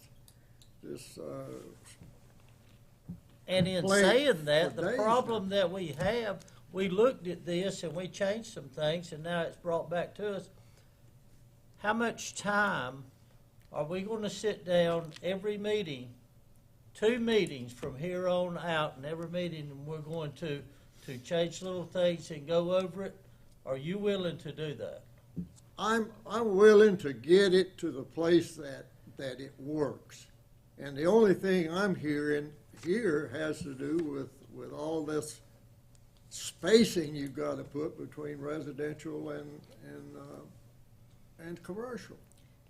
Because if we wind up going to all residential, put all this property that we have in residential, the tax rate here will be so high nobody could pay it. But if you put some commercial in with, That's gonna take a rezoning process though for our land use plan. Right. I'm not This is saying just I'm in rules. favor or not. I've sat in several of the steering committees, not all of them, I can't attend all of them, right? And so, but I know there's been a lot of work put in this, and I think that it does go off of our old UDO. There's a lot of this that was not amended, such as buffers, Correct. but the buffers have always been a problem. And so I think that if we can identify what the problems are from the previous UDO, we can maybe think about what those changes are now. I think, I said this in the meeting with the steering committee, and I've said it here before, we're hand-tied to some extent, because years ago, before I was alive, and whenever they did it, when they rezoned, they tagged residential and agricultural on the same zoning, and it should have always been separate. You should have had agricultural land, and you should have residential land, because back then, you didn't build 200 homes on 100 acres. You built one house on 200 acres, right? And so they tagged it together. It was a different time. I don't want to sound, well, y'all know, I don't want to sound like I'm against residential, but y'all know I've always been against residential, right? I mean, I push that, and I just want to make sure that we're not crippling ourselves to be a subdivision of a town, because we don't get any money out of residential subdivisions. And that's and I think that's the decision we've got to make, and I think that So I need to I don't know understand. how you answer that question in one document, right? I think back a few years ago, I was in Washington at a political thing, and I was sitting beside Jason Singh, who's a very prominent legislator in North Carolina. We were talking about politics, and I told him I was a town commissioner in Benson, which is the lowest political position on the totem pole. He said, no, man, he said, that's where the rubber meets the road. That's where it's a lot harder than here. I said, well, I got one question for you. Don't you worry with the laws you make and with the things you do that you're going to have unintended consequences? He said, yeah, man. He said, but what we do is we try to, we pass what best we can, and then we amend it when we find a problem. So that leads me to the John Deere thing. I remember back with a former town manager having this conversation, and it was a 14-foot fence, and it was something about that the houses could not see inside the fence or something like that. Let me finish my story, because I remember arguing this point. So I said, well, what if we were living in the Piedmont and the house was on a hill beside? They have to put a 50-foot fence up. So, because he said at that time, they couldn't see in there. That was what he told me. And so, my point is, when sometimes, you know, whether I'm mistaken or not, that would be ridiculous, right? So, when we have a problem that we find through no fault of anybody is ridiculous, or it doesn't make common sense, how do we address it? How, you know, because it seems like in that time too, some of these times I've been told, well, you can't do nothing about it now after that. You know, you can't go back and make any changes. You can, and there's a process, as we mentioned, text amendments. And I've said since day one, Aaron's been saying it, it's intended to be a living, breathing document. When you come across an instance like where you have an impasse and it doesn't work, we have a couple of different ways. There's conditional zoning. It's a new way with 160D where you can come up with sort of, maybe you can't provide a 50-foot buffer. Obviously, we don't have a 50-foot buffer, so let's not use that as an example. But you can't provide a 30-foot buffer, but you can provide a 10-foot buffer. And so maybe you put extra plants, or you just do a hedge. Or you can, you know, but then on something else, maybe there's a noise wall or something. You give and take. It's a mix and match with the developer and the town to come up with the regulations that best suit that specific site. Right? That's what the idea of conditional zoning is. So it's meant to be specific to that certain development and that specific site. So if something in the ordinance doesn't work, maybe something else does. And as Aaron mentioned, you can reduce the number of uses that are allowed on that site, or you can add a use that's not on that site. It allows this board to make those decisions on a conditional zoning. That's one option to make changes. Two is the text amendment that I spoke about, where you look at the ordinance. Maybe after this meeting, obviously buffers are an issue, or maybe we think buffers are an issue. So maybe planning board at their next meeting or something is charged with, let's look at buffers a little bit closer. And maybe this goes through because, again, it's not anything different than what you already have. And maybe down the road, buffers are looked at by planning commission and a text amendment goes through. The idea is not that this is stagnant and this is always going to be the case, but it is our best foot forward.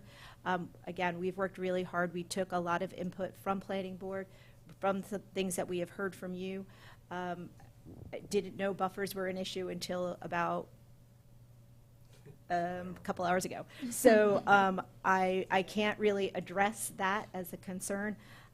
It was not identified when we did our ordinance assessment, but I'm happy to provide some input and some feedback on how we can address buffers. But it's just, I don't want you to, you know, be so focused on one item of this ordinance that you trash 240 pages and look at it with a fine-tooth comb, because we can amend it and address those issues from here on out. So even in a couple of the cases, scenarios that Mr. Parker brought up, conditional zoning would be something that we could consider?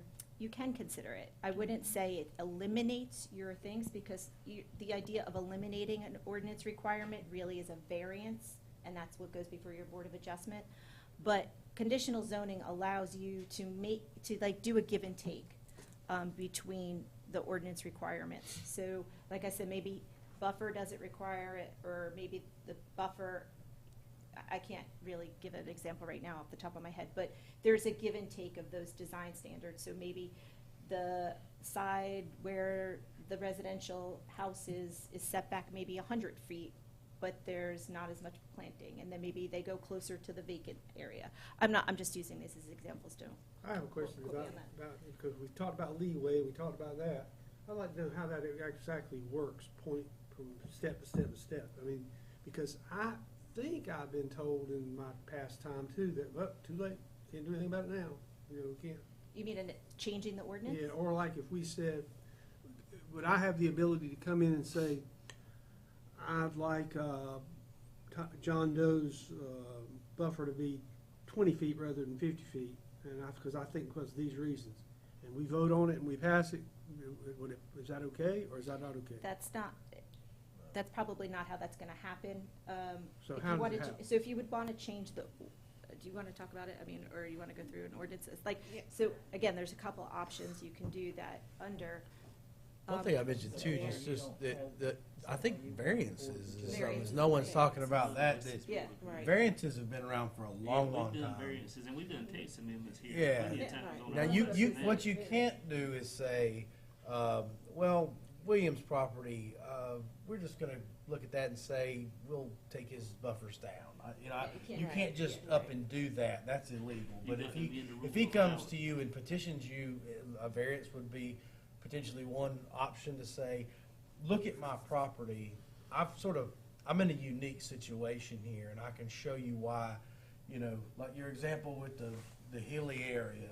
I happen to live next to a guy who's way up on this hill, and if you make me have a fence that's 50 foot high, that's ridiculous. And I think a board of adjustment might say, yeah, that's completely ridiculous. We're going to give you a variance. We're going to give you you don't have to put a 50-foot fence back. So that's another thing. And the variance has been around a long time. It's not easy to get a variance. Let's say that. But The intent of the variance is that if there is a hardship upon the developer to develop the site in accordance with the development standards, typically outside of the control, the topography, the shape of the lot, it's not designed to say, okay, I will save money, or I can use this property more profitably, so I'm seeking a variance. These are taken from general statute. Like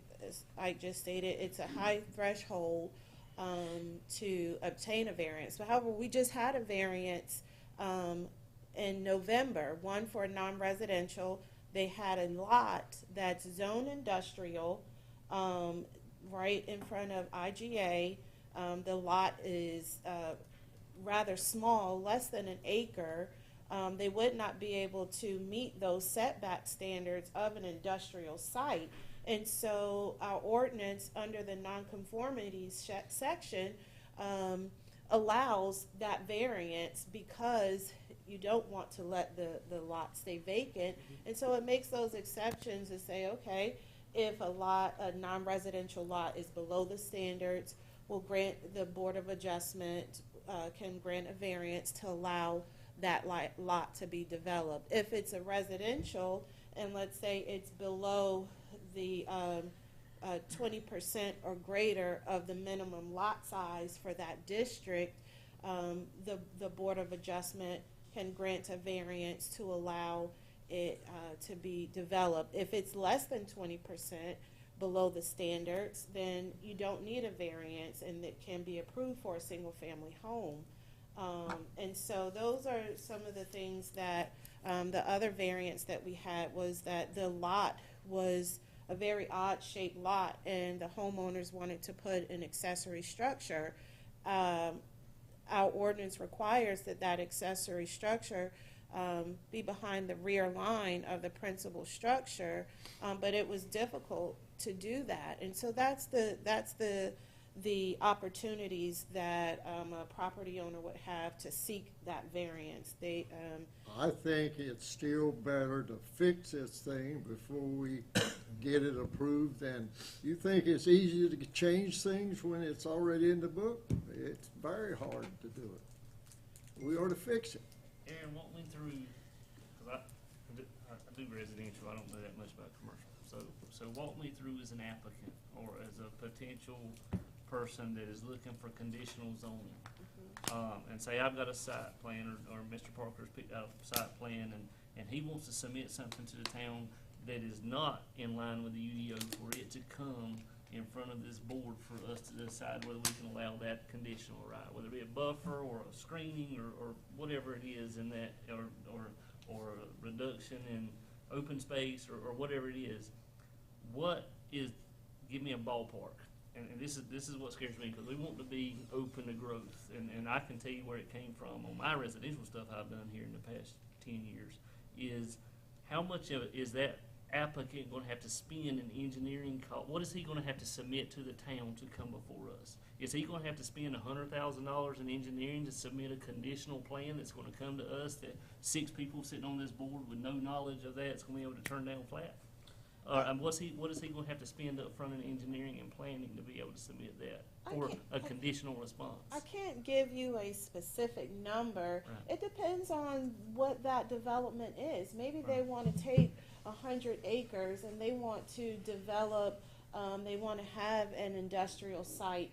They may want to put, some retail on it. They may want to really develop that site with multiple uses that typically you don't see all on one site. And so you can say, okay, we would like to essentially create this zoning district. We'd like to put, a flex space. We'd like to put maybe a hotel, maybe some residential. And up front, the town and the developer would look at that site-specific development and say, okay, we will, in order to make this work, maybe we will reduce your setback standards, or we'll reduce some of your open space requirements in exchange for additional buffering, or, so that conditional zoning is to allow site-specific conditions to be placed on that through a legislative decision, and the board and the property owner, they know exactly up front what that would be. So the more detailed that site may be that they want to develop, the more detail it may require in upfront planning. So it would be difficult to say a price. It just depends on what they are specifically attempting to do. We have one conditional zone property, Southern Vines, at the vineyard at Enoch Vineyards, and that was an attempt to rectify a special use permit that was issued to that site when it was in the county. So it's in a predominantly agricultural area. It's outside of our ETJ. It was brought into our corporate limits. You have it surrounded, but they want to have a wedding venue, a restaurant, and so that generates traffic, that generates noise. And so one of the conditions of that approval was that the bounds of that development with the restaurant and the banquet hall will be those 2 acres, and the remaining of that 16-acre lot will remain agricultural in the front. So that way it addresses the surrounding uses, but it also allows that differing use of a restaurant, of a banquet hall. So the developer can come and sit down with you, and administratively you can make those decisions before it comes here? Not conditional zoning. If someone is seeking conditional zoning, we always hear in our hearings when it's someone seeking a rezoning that you have to consider all of the uses versus one use. With a conditional zoning, you know exactly up front what's going on at that site, what is planned for that site, and the town can request conditions to be placed on it. You can only develop 2 acres of the site for this use, and the property owner has to agree upon it, and it's written into that ordinance that is now the development site-specific zoning. That has to be done through a legislative decision. Now, if they want to modify anything, there are things that constitute a minor modification that can be approved administratively if it doesn't substantially change what was approved. But let's say it was approved for 2 acres for the banquet hall and the restaurant, and they say, well, we're growing, we'd like to expand beyond that 2 acres. We'd like to have 5 acres dedicated to that and reduce our agricultural footprint. That would constitute a major modification. Or let's say they want to add a retail store to that site. now you're stepping out of the bounds of that site-specific development, and then it would need to come back before the board for a modification. If I could just add on to that, to say that Aaron is just going to look at it and then quickly give it to the board, I don't think that's going to happen. I think Aaron would meet with the developer. TRC would look at it, so your engineer and your fire department. And so everybody's going to look at it before it comes to you and give you suggestions as to what those conditions would be and whether the plan is in compliance or sort of in line with what the land use plan is or your comprehensive plan. All that background research Aaron would do obviously before it comes to the board. So it's not like the developer's just coming in, slapping down a piece of paper and saying, okay, this is what I want to do. It's really a process that's pretty well thought out and taken care of before it does come to the board. So to say that Aaron wouldn't look at it before then. Absolutely. She does a great job. I know. Yeah, come on. Question for you, $25 million project, talking to the bank, and we're talking about all this conditional zoning and all these things. How's the bank gonna look at it? Well, I'm a lawyer, not a I know. banker. That's what I'm saying. But Anything that ain't totally clear cut.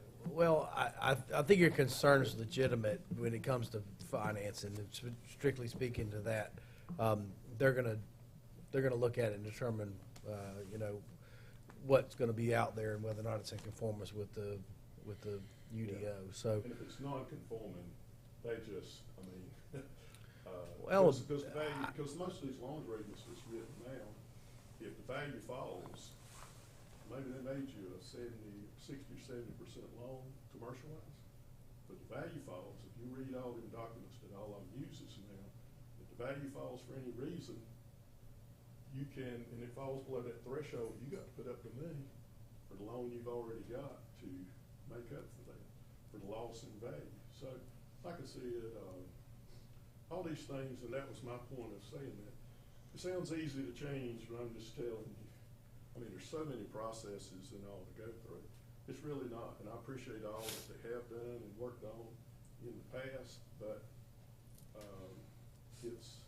you have to get one thing approved at a time, so you can then do this and then do this, and all of it just costs so much money. You got engineers, architects, and all these, and that's what everybody's looking is something's pretty cut and dry, and not a lot of questions on. But that's why I was saying there is a finance side, because banks right now, they don't even want the loan for it anyhow, and just anything that raise red flags.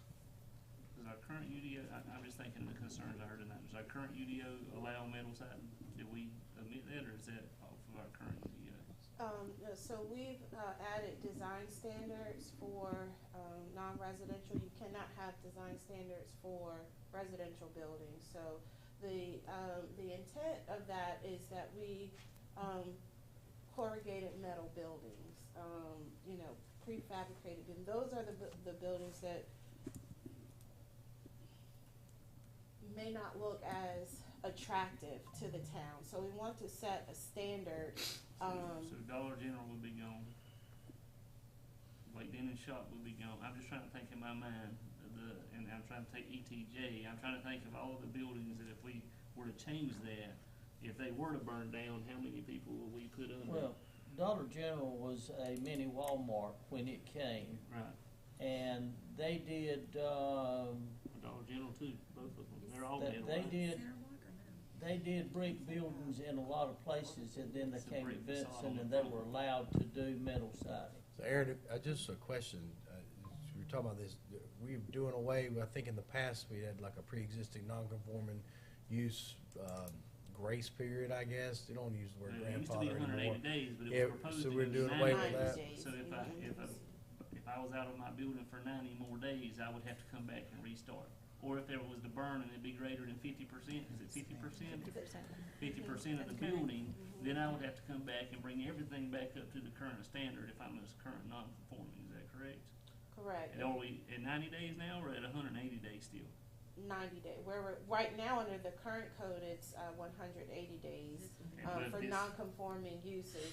We're proposing for 90 days, and that's based off of the conversation that we had last year about non-conforming uses in areas that, you know, we may not want them to be.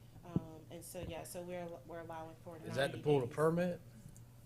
If say you house burns and you get the check from the insurance and you pull a permit to rehab it or rebuild it in Right. the case maybe, you got 90 days. 90 days.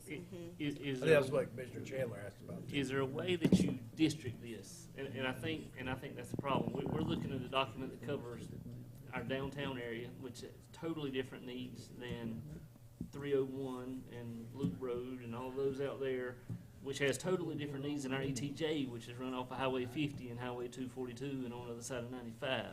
And I think we're putting a blanket document, which I know that's what every town does, but when we talked about non-conforming uses, we were talking about, we don't want this type of use on Main Street, right? If this type of use moves out of Main Street, then we want to be able to get rid of that type of use, right? If we have on Main Street residential houses and the unintended circumstances of that, if we do that, is that puts commercial people out of business because it blankets over both of them. Well, and that's why it's critical to have your property zoned appropriately in your zoning map and your comprehensive land use plan aligned. If you have on Main Street and let's say, you know, East Main and Dunn Street, and those properties, the structures on them have been utilized and built, they're single family homes. And we've said, well, actually, we'd like this to be a commercial district.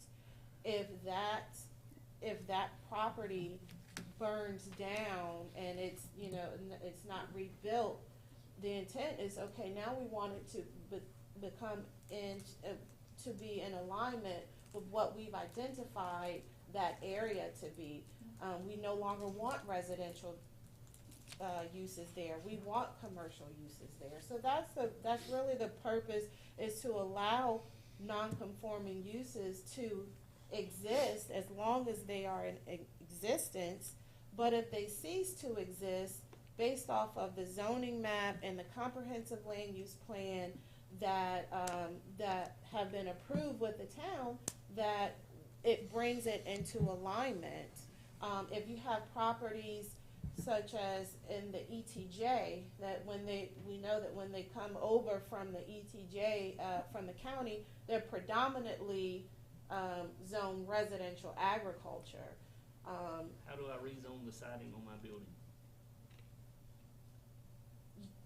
You can't rezone the siding on your building. I understand, that's what I'm saying. The only thing, metal buildings, Benson Medical Center is a metal building.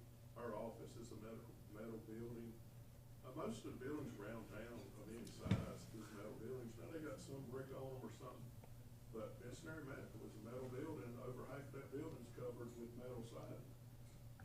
I think that's the concern for me, is if we pass this and then one of those metal buildings, either the company goes out of business and they're out of business for 90 days and it stays vacant, that means whoever moves back into that building and come and tries to get a permit to go into business has to bring that structure up to this current code, which says apparently no metal siding. And so I'm trying to figure out, what is the way to get through that? You ask for a variance? Is that what you have to do? Can you get a variance off of that? Or what is the process to fix that problem that we are unintentionally possibly creating? Well, if the town believes that having metal siding and vinyl siding, corrugated metal for their non-residential buildings, if that's a standard that you feel is acceptable as a design standard for the town, then you just take it out instead of trying to put something in there that you do not want.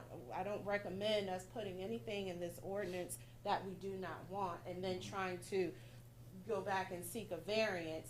If that's something that you as a board have identified as a standard that you don't want, we strike it. Yeah, we can just strike it, and then we can still move forward with approval. Just strike that section on the exterior materials. And I'll read it to you. It says exterior materials permitted on non-residential buildings shall include but may not be limited to 85% of wood, brick, stone, cement board, and stucco. So it doesn't say, it says may not be limited to. So it could be more, it could be other things. It's 85% of the exterior. Additions and new construction using facing materials that are compatible in quality, color, texture, finish, and dimension to those using on surrounding parcels. And under no circumstances shall metal siding, unfinished concrete wall, or vinyl siding be allowed. And again, this is on just commercial buildings. Read that last sentence one more time, I'm sorry. Under no, what was that last Under sentence? no circumstances shall metal siding, unfinished concrete block, or vinyl siding be allowed. Metal clad or covering may be used as an accent material, and cumulative may not exceed 15% of each exterior wall with road frontage. So we can strike that and take it out. We can change it however you want. But again, I wouldn't want to, again, get all bogged down by, one section. But if I would rather just take it out rather than, hold up the ordinance because of that. So this is standard. another dumb question for this end of the table, but, so I keep thinking about restaurants in urban areas that have metal, they're kind of 50 sheet kind of looking deals. That would be metal buildings and metal stuff like that, like the old looking thing. My worry is that we're picking maybe fashion and picking what looks good on people, we're ruling stuff out and adding stuff in. And I'm wondering, why does it have to be that exact? It doesn't have to be. Why don't we take it out? Right? This is all based on what you all see fit, the feedback. We've been looking at this and really what does the town want? What does the town value? And certainly text amendments, one thing that we discussed even last week at the planning board is that to take a deeper dive into the planning board, that's one of their goals and objectives, is to look at our comprehensive land use plan, our development code, and look at sections that and really do a deep dive into them to see how they're working, what they want, and bring forth text amendments that may better suit the town. And so, we try to add general standards. We know they can't cover every scenario, and that's why you have variances in certain cases, text amendments, modifications, conditional zoning. Those things are built in there to address situations that may not always be clear cut for a development.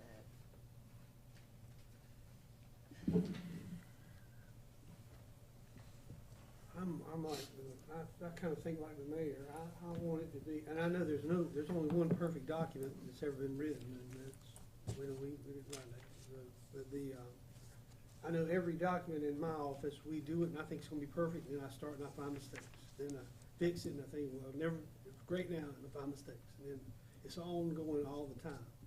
So, I want it to be, I know that it would never end if we had to make it perfect. And I know that that's never gonna end, but I too want it to be right rather than right now. And so, I don't know how long that is. I hate even saying that because I know I've done zero work on it and you guys worked your butts off on it for a long time. And I don't wanna poo-poo that at all. I think that's great. I just wanna make sure that when it's all said and done, that we have the ability to remedy anything that turns out not to be common sense kind of. So we get, in things that I've done on the different boards and things I've been on, one of the things we've always worked on doing is never back ourselves into a corner with our own rules. And, that's what I'm worried that we're gonna do here too. I agree, and we tried to be conscious of all of the development potential that the town has, and be considerate of the residential as well as the commercial and industrial, and to either make things more development, the process. One of the main things that we did was remove the special use permit requirement to allow those developments to go through administratively and less time with quasi-judicial proceedings. You know, even major site plan approval to increase that level from 2,500 square feet to 20,000 square feet, allowing that to be, you know, a standard that can be approved administratively. With the district, you know, boundary buffers, even with the, I think Mr. Parker had some questions about manufacturing and warehouse distribution, and whether it's in a commercial district versus a industrial district. And what we did was we clarified it. You had limited manufacturing and you had general manufacturing, both listed on the permitted land use table. Limited manufacturing was listed in the under commercial uses, general manufacturing under industrial. Well, when you looked at the UDO and the description for limited and general were identical. So we took off the limited manufacturing and placed it in the appropriate land use category, industrial, but just under the current code, it's allowed in the highway business district with the special use permit permitted by right in the industrial 1 and 2. And so we've clarified that it didn't change anything. It just took out that duplication of limited manufacturing and general manufacturing so that it's clearer where that falls in the land use table, but it didn't substantively change any district that it's allowed in. We did remove it from the central business district, which is downtown. Do we really want limited manufacturing in our downtown district? And so that was one of the main comments. So it is a document that we definitely work to try and clarify, organize, and make it a little more comprehensive. So what's your hope timeline on this? Were you wanting to approve it tonight or next month? Or? Tonight. We're hoping, yes, to approve it tonight. It went to the planning board last week. They recommended approval. And so we're hoping to have it approved and effective January 1. If it's not approved tonight, I mean, if there are specific areas that you want to be struck or for us to go back and look at and take it out, or so we had two goals. Correct me. I'm sure we had more than two, but two main goals was to bring us up to 160D. Is that correct? And so that is a major milestone we had to hit with the UDO. Yes, absolutely. Adding design standard Article 6 and stuff like that is not necessarily 160D related. That was more town related. Is that correct? So the chapter 6 was there. Right. Open space and recreation. I talked about the changes. General landscape requirement, the commercial side as far as general development. It looks like you've added general landscape requirements. You've added building design standards, pedestrians design, infill development standards. All that's new. But that's not a requirement of 160D, which is what we're trying to meet. That's just standards that we put in based on feedback from the steering committee and stuff like that. Am I correct in saying that? Correct. So technically, we could approve the UDO and omit any sections that we want to go back and look at. Is that correct?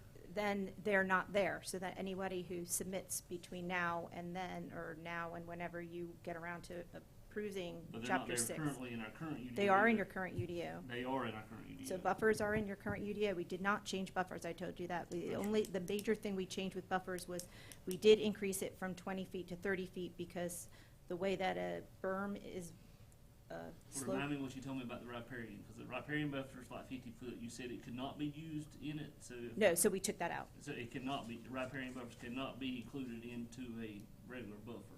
Is that right? No, it can be. It can be. I think it was the conservation. Yeah, it can't be in a conservation buffer. So Okay, what, all right. what we were saying was that that conservation area can't be disturbed. Okay, But, all right. but we took riparian buffers out, because Okay, you can all right. use those. The exterior design, building design standards, that is new. Yeah, and The if you- infill development, think it that's feels good. new.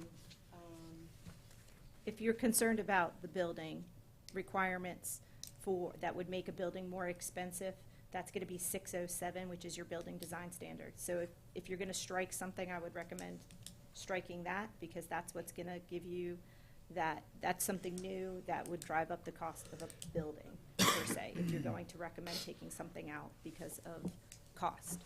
But. Well, I think we ought to, for sure, make the changes before we approve it.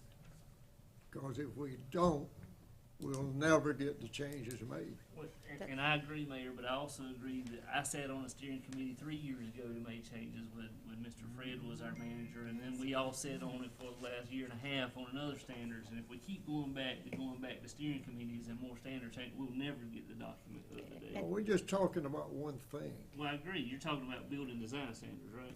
Huh? Yeah, Yeah, we could strike it out. We can strike building Just right now. design standards for us to go back, and unless there's other questions about other part of the UDO, we didn't change anything with buffers. Apparently now we But don't. the only thing we did change one thing on buffer, and I was gonna say that, it's the distance went from 20 feet to 30 feet, because there was when you design a berm, you have to have a 2-to-1 slope so that the water and the plants don't run right off the berm, so it went from 20 to 30, but the number of the planting vegetation did not change. That all stayed the same. 10 more feet, And that's only in a C, Class C buffer. which is the heaviest from commercial Yes. to industrial to RA. Yes. How tall is a berm? How tall is a berm? It could go up to 5 feet. It's to provide opacity for up to 8 feet. Okay. 2-to-1 would be 10 feet on this side, 10 feet on this side. Yes, correct. And you have to have some place to go and fix or install the plants, so we didn't want to have it just at 20 feet. So if you were to recommend approval tonight, I'm just going to say we can strike the section that you're not interested in approving. And Mr. Mayor, to your point, it is a living document. I've already talked to Aaron about some of the things that I think Planning Commission can look at, or Planning Board can look at in a little bit further detail on this, things that came up after the fact, that could research for up to a year. You could always look at your zoning ordinance. It's always going to change. There really is never that magic point in time, but I do want you to feel that you're approving something that is not going to work. You for just the town of changed it in Benson. October. No, we just did a text We amendment in did a October. text amendment for townhomes in October, if I'm not mistaken. So you just changed it before Yeah. you could come back and change it. So, do we have the ability to say, in April, we have the ability to say on page 322, section C, I don't like what it says there, I want to change that word. As long as from you have a red public to hearing, you can blue. change it as much as you Yeah. want. Public hearing, okay. And we would, honestly, we recommend you do that, because there is going to be things that don't work for you. I mean, that's always going to happen. I would go further, and I know there's some committee members sitting back there too that have worked really hard, and Aaron's worked really hard, and Withers, y'all are all sitting there and y'all worked really hard. I would just say this, that I know the time you put into this, because I did it one time before, and we didn't come up with anything good. And so I think we did a bunch of grammatical. No, we added conditional We zoning. did, and we got fences back, right? Because fences was the issue then. So And you still have chain link fences. that's right. I think I just want to say I appreciate their time, and then secondly, I'll say the meeting we had in joint with the planning board was the first time I've done it in 6 years, and that was absolutely wonderful to have that educational experience. And you just told me that they're going to go back and dive deeper into building use standards, and so I would like for them to do that, and if I can ask them to do that, and then come back and let's have another joint meeting to talk about that section 6.7 or whatever, that building use standard, 607. So, with that being said, knowing that it's a living document, just to get us off this bush, I make the motion that we approve it with the exception of Article 6, building design standards, And then we come back maybe in a couple of months after they get a chance to look at that one, and we can see if we want to implement anything there. So we're not meeting the second time this month, right? Well, you actually do have it on the calendar. Well, I won't be able to But meet the second that's time entirely soon, up I to can y'all. tell you that. The meeting is on the The calendar, 28th, yeah. it was approved in the original meetings, but it's entirely, I mean, up to y'all if y'all want to have it. We can research it and bring it to you if we want to have a joint and have a presentation on what the changes are, and if we are agreed, then we can, go to advertisement. So we're not trying to hold a hearing and discuss the changes. We can bring a report and a document to you all that has the building design standards, maybe modified. We can consult with Maybe developers. a red line from what we've got now to what we're going to be going to. Well, if we're not going, if we Well, are we don't going have to- that right now. That's new, right? Right. Those design standards are new. So if we approve tonight, and without minus the building design standards, it will become effective January 1. Then we can. It's not in there, so it wouldn't be held to that. Right. Then we, as the planning board, can research it, can bring it to the board and hold a joint meeting with you all with our findings, and if they are sufficient, then we can advertise and hold a public hearing to add that to our development code and do a text amendment. So what was your We'll have motion? do you have like a placeholder in there? Yeah, we would just put Something like that? reserved. We'll just put 5 at 5, 156, 607 reserved. Yes, sir. Yes, sir. I read Mr. Parker's long list of things that he's found that we should look at, and I've not talked to him about it, I just read it. But I'm worried that if we make it too quick, tomorrow there'll be 10 more Mr. Parkers out there that know more about it than we do, that'll be going, what about this, what about this, what about this? I personally, I get the idea that January 1st is a great day to start, but February 1st is a great day to start too.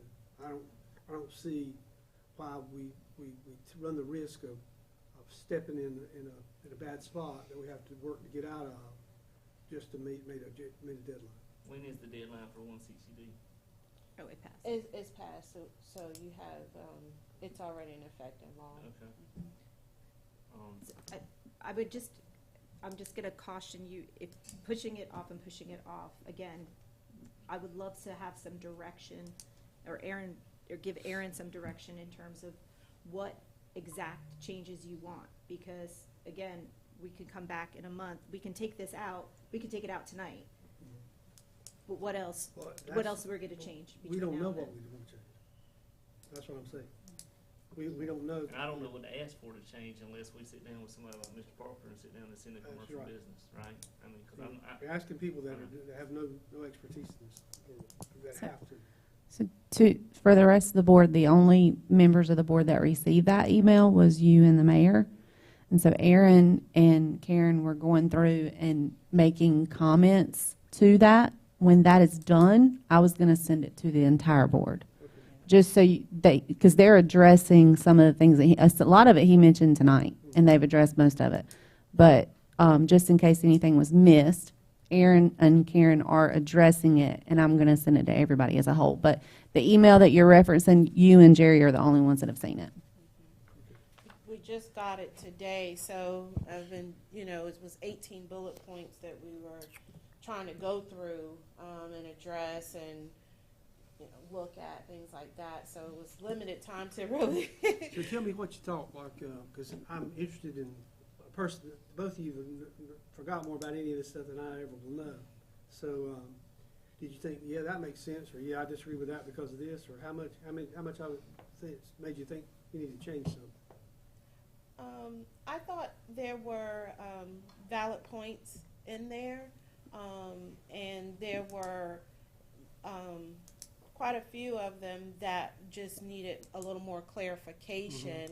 Not there may not have been necessarily a change just more clarification. Word it differently, what you Just said. word it differently, that probably required, explanation to Mr. Parker that it actually references this, or I think one of the comments was why we had 6-foot, pedestrian walkways, sidewalks, versus 5. The standard is usually 5, but, to have maneuverability, to accommodate for benches, to accommodate for features, within the walkway and internal, pathways, pedestrian pathways. We expanded it to 6 feet, but though, so there were things that, were definitely good points that, he had raised, and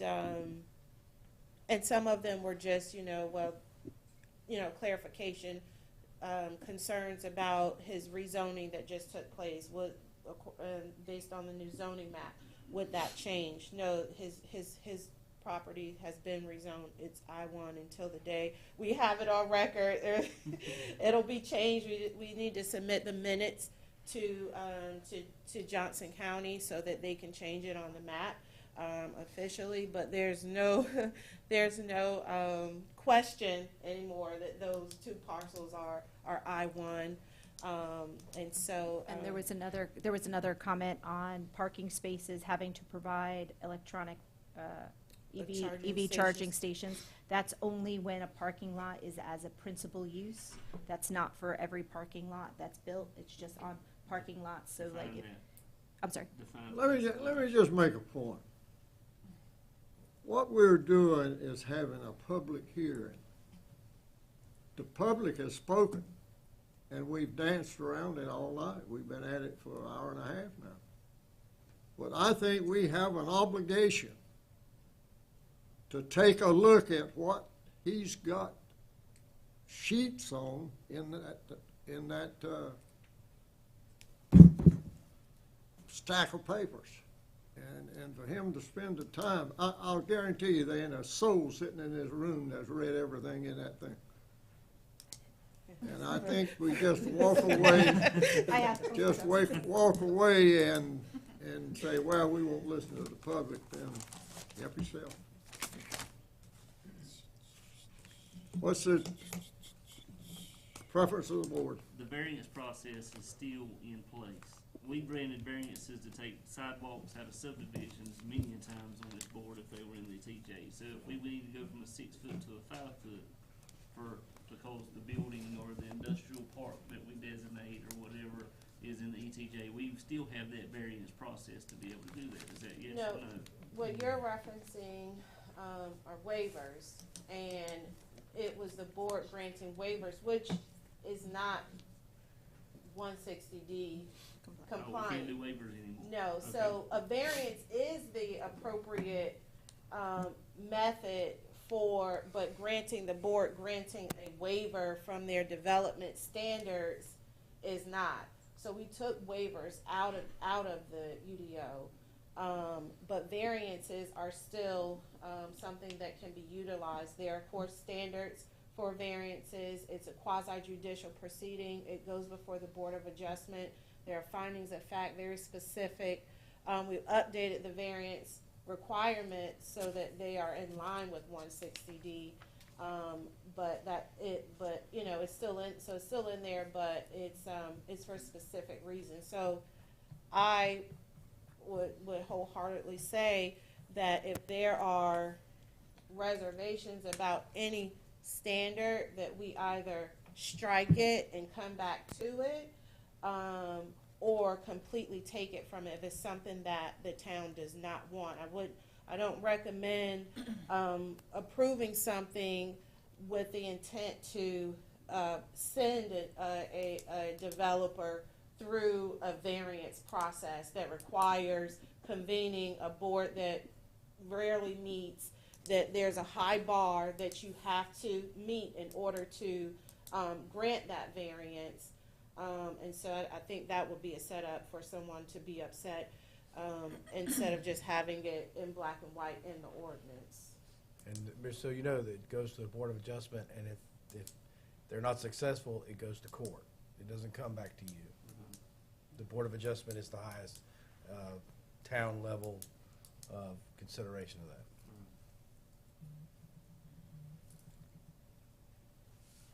What's the wishes of the board? Everybody's gotta make their own mind up, but I would still rather, I get it, I don't want to go forever, but I don't want to do it too quick either.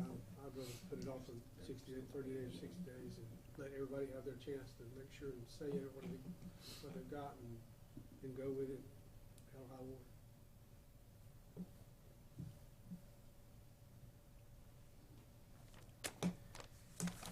What do you think? You got a motion on the floor that hadn't even been discussed. No, there's no motion on the floor. There is a motion on the floor. There is a motion on the floor. I didn't recognize anybody for a motion. I There just is a reckon- motion on the floor that was made before the discussion. Now, he can withdraw his motion, but there's a No, motion on the floor. no. When I said, what is the wishes of the board, is when it opened the door for a motion. So if you want to make a motion, make it, but there's no motion on the board. He made a motion and no one objected to it.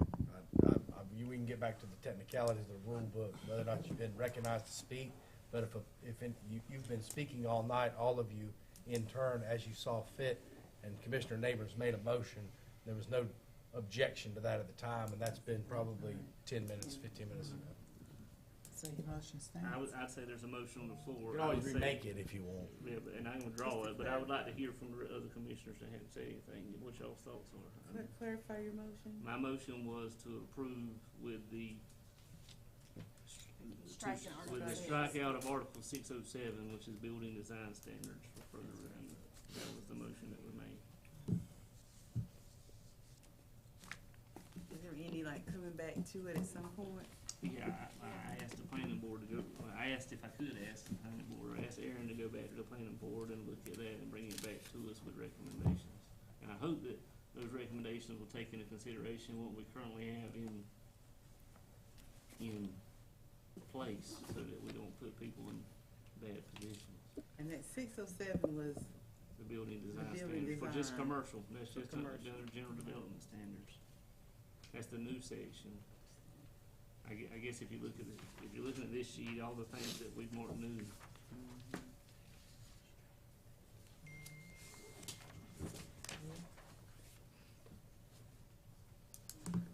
I spoke.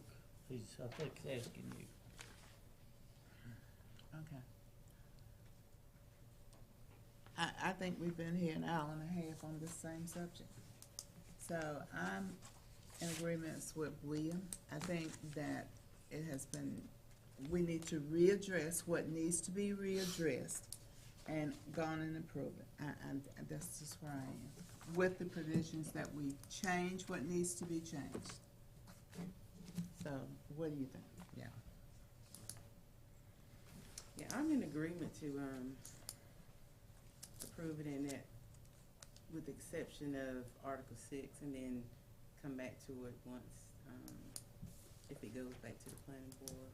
All of Article 6? Or just 607. 607, design 607, standards. the building design standards. Let me clarify that, 607. I'm just verifying. Yeah. Right. Again, I'm wholeheartedly doing this because, or not half-heartedly doing it, is what I say, because I've not seen an email, and that's an issue too. And since we've not all seen the email, I don't know what that list is. And since you've seen the email, I'm gonna look at you and say, is there anything in that email that needs to be stricken, because I don't know what the concerns are.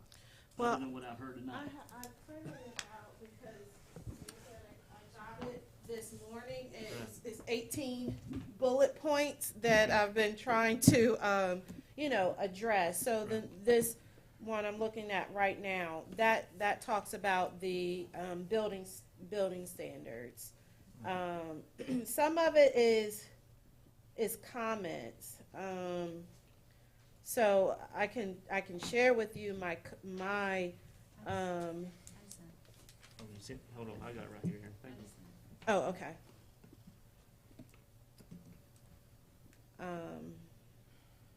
Like we've talked about parking lots with as many as 50 spaces, We'll have to have 5% of spaces to have electric charging stations.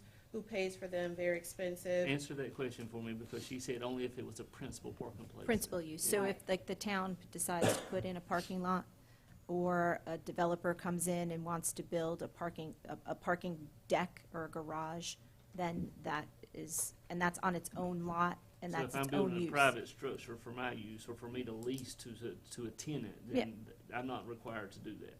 If it's a parking lot that has as many as 50 spaces, then 5% of those spaces have to be, include electric charging stations.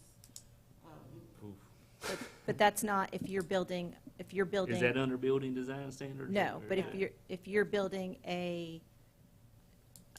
if you're just building your parking lot as part of your development, that's not required. It's only when it's a principal use. Define The only principal use. use. Let's say the lots that, the town, has a lot that's 3 acres. If I'm a developer and I'm spending my money to develop a parking lot, is it principal use? For private use? Do you have either anything a else? Do you have tenant or a anything builder? else? Do you have anything else on that property? I could say I'm building an industrial park with multiple buildings. Then no. No, if you, let's say you want to build a parking lot, you have land that, and there's a need for additional parking in town, because of the development and the growth. If it has 50 spaces, then you would need to. Say we build another public lot. Yeah, a public. The town did. If the town built another Private public developer's lot. not gonna do A that. private developer then- or a town. Yeah, Mhm. but say the town needs to build another lot because we don't have enough parking downtown, and it's gonna have more than 50 spaces. Why would we want to do that if we don't even want to put bushes around it? Well, I'm the just key giving an thing is example of it what- attached to something else, Yeah. right? If you build a 3-story parking garage and that's all it does, and it charges Right. people to go in there and park, Then then that's a parking lot. That's a Okay. parking and use. you would need. If you build a The principal 8-story use is for building. parking, Correct. not to support a Right. business. Correct. If you build an That's the 8-story definition building I with need. 3 stories of parking at the bottom, then that's. There are economic development drivers, electric vehicle charging. People plan their entire trips around where they, and we know that translates to shopping, restaurants, things like that, getting to know the town of Benson. We're moving in an electric vehicle economy, so that's something that we're trying to be forward and progressive on. And let me say, I put Aaron probably on the spot with the email, but I spent the whole weekend reading it, marking it, finishing up Monday morning. Started the email yesterday afternoon, and it took 5 hours to do the email. And it was this morning, it was late this morning when I got into it, which I didn't mean to, but that's as fast as I could get it done. And so I didn't mean to really put her on the spot with it, but, it was 10:30 probably this morning, 11 o'clock by the time I got it finished where I could.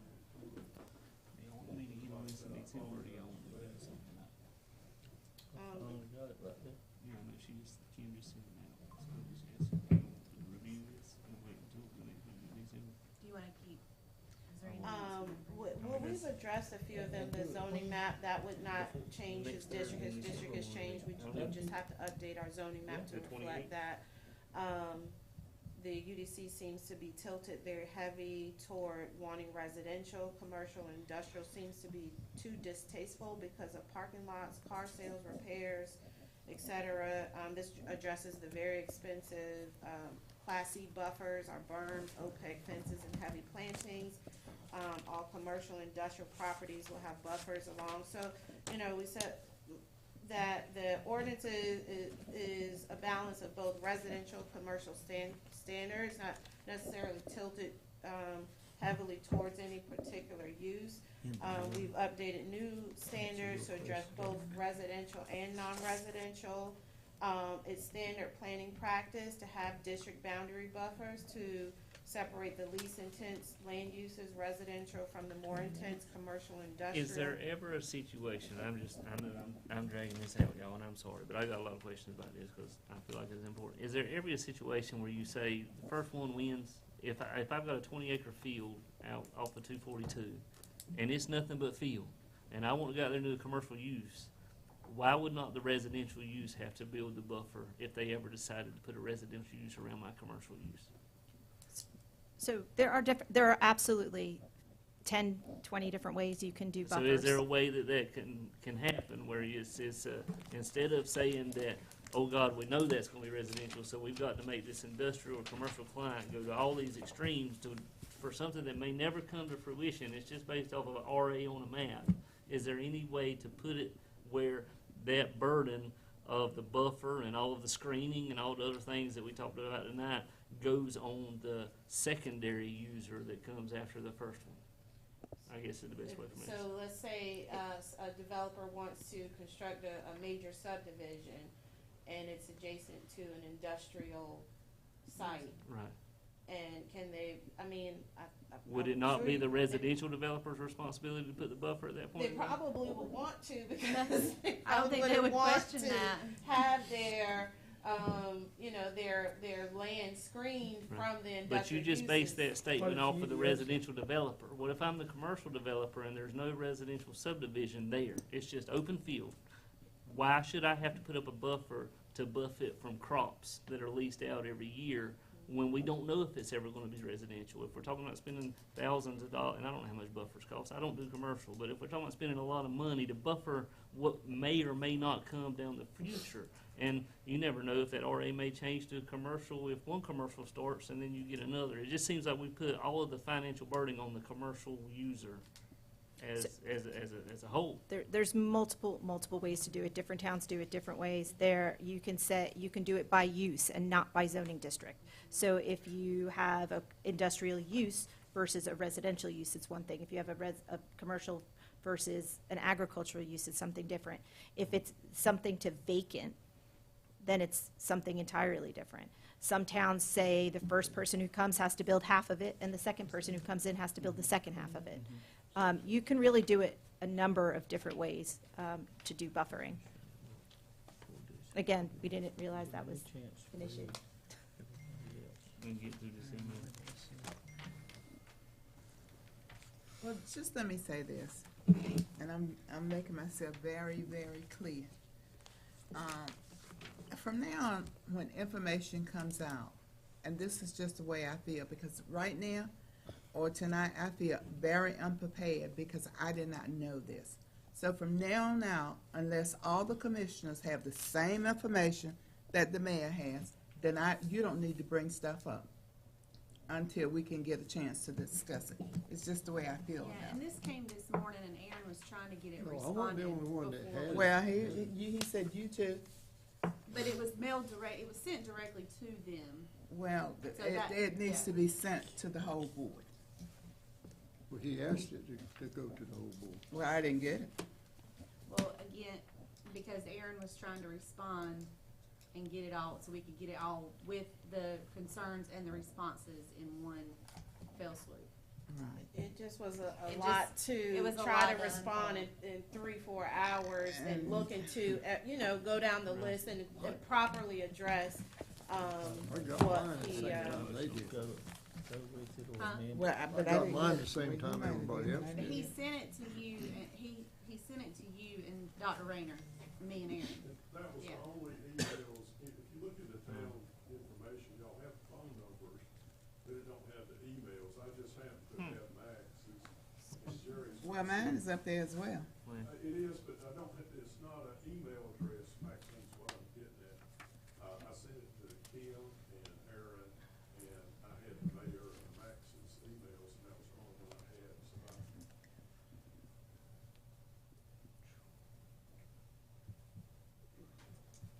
You gonna make a motion?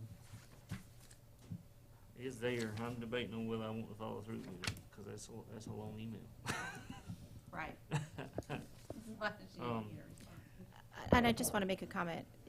Again, to your point, tomorrow you might get another email with I know. 12 questions. I know. And we're going to be doing this forever and ever and ever. And I want to strongly encourage you, there is a stopping point in time where we have to approve it. Well, you have to approve it. I don't have a vote. And then we edit and we make changes. And that's why this is a living document. And we want to address, obviously, the whole idea. It's not like a we versus them. We want to be developer friendly. We want to be have the best ordinance out there. This is not, there was no malintent whatsoever in writing this ordinance. We have zero intention of, harming anyone. This is really intended to be the best product for a very safe, the best welfare of the members of this community. So it's, again, trying to work together to get to that common goal. We want to address the questions that he has, as well as anyone else who's going to have questions coming forward. I think I agree. I think everybody's working for the best interest of everybody. I don't think there's any sides here. I think it puts it. I feel like it's put me in a bad position every time we have a public hearing and then new evidence or evidence that you've thought of is presented in the public hearing, and then we're expected to make a decision without being able to go back and process it.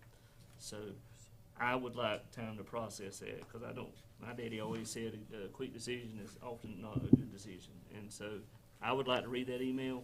So based on that, I'm going to withdraw the motion I had, and I'm going to make a motion that we postpone this until our December 28th meeting to give me time to go back and look at the concerns that was brought by the public. That's where I'm at. Does everybody understand this motion? All in favor, say aye. Opposed, no. Ayes have it. And again, thank you for all of y'all's work. It's not anything against what y'all done. I think the majority of it is good to go. I do too, but I think it's Dale is somebody that we all respect. There's other people out there we respect too. What if they come tomorrow? And it can't be infinite like we're saying. It can't go on and on forever. But for 2 more weeks, we can go on. We got to take a 5-minute recess mandatory. No, I mean, we do. I make a motion, we take a 5-minute recess. All in favor, say aye. It's not what you think. A mandatory 5-minute recess. It's for the CDBG, so. Oh. You want to put the rest back on the consent agenda and just go home and... That won't even the hard one. That was not supposed to be the hard one. What's the hard one? And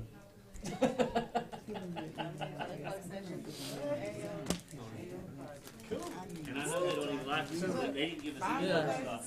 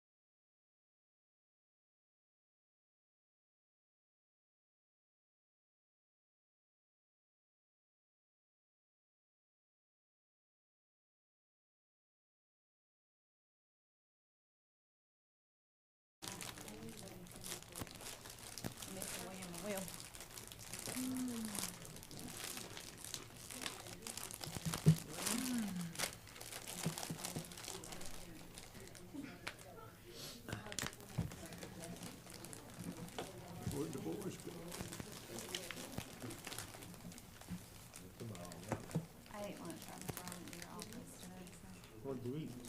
Cornerstone. We should move back to where it was next to you. And then something else was there. Something against, you know, I like that. I think what they was like, what's the next one? Take out, you know. Just do the rest of it, That's gonna be catering kitchen. I don't even drink that. I ain't had any lately, but I do. I think right now it's just gonna be like that's all. What did you say, William? You know, you had a birthday change around. All right, let's come back to order.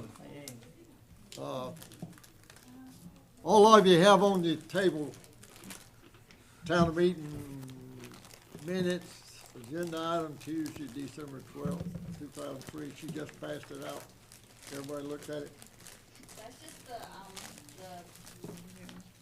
CDBG that they require, and it's just requirements that we have to go ahead, and y'all have to go ahead and approve the public hearing that Glenn just did.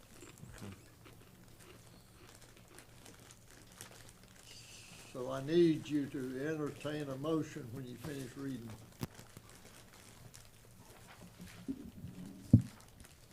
Yes. No, sir. If I may, when we spoke earlier, I mentioned I had 3 procedural items for you. So this is the second of those 3.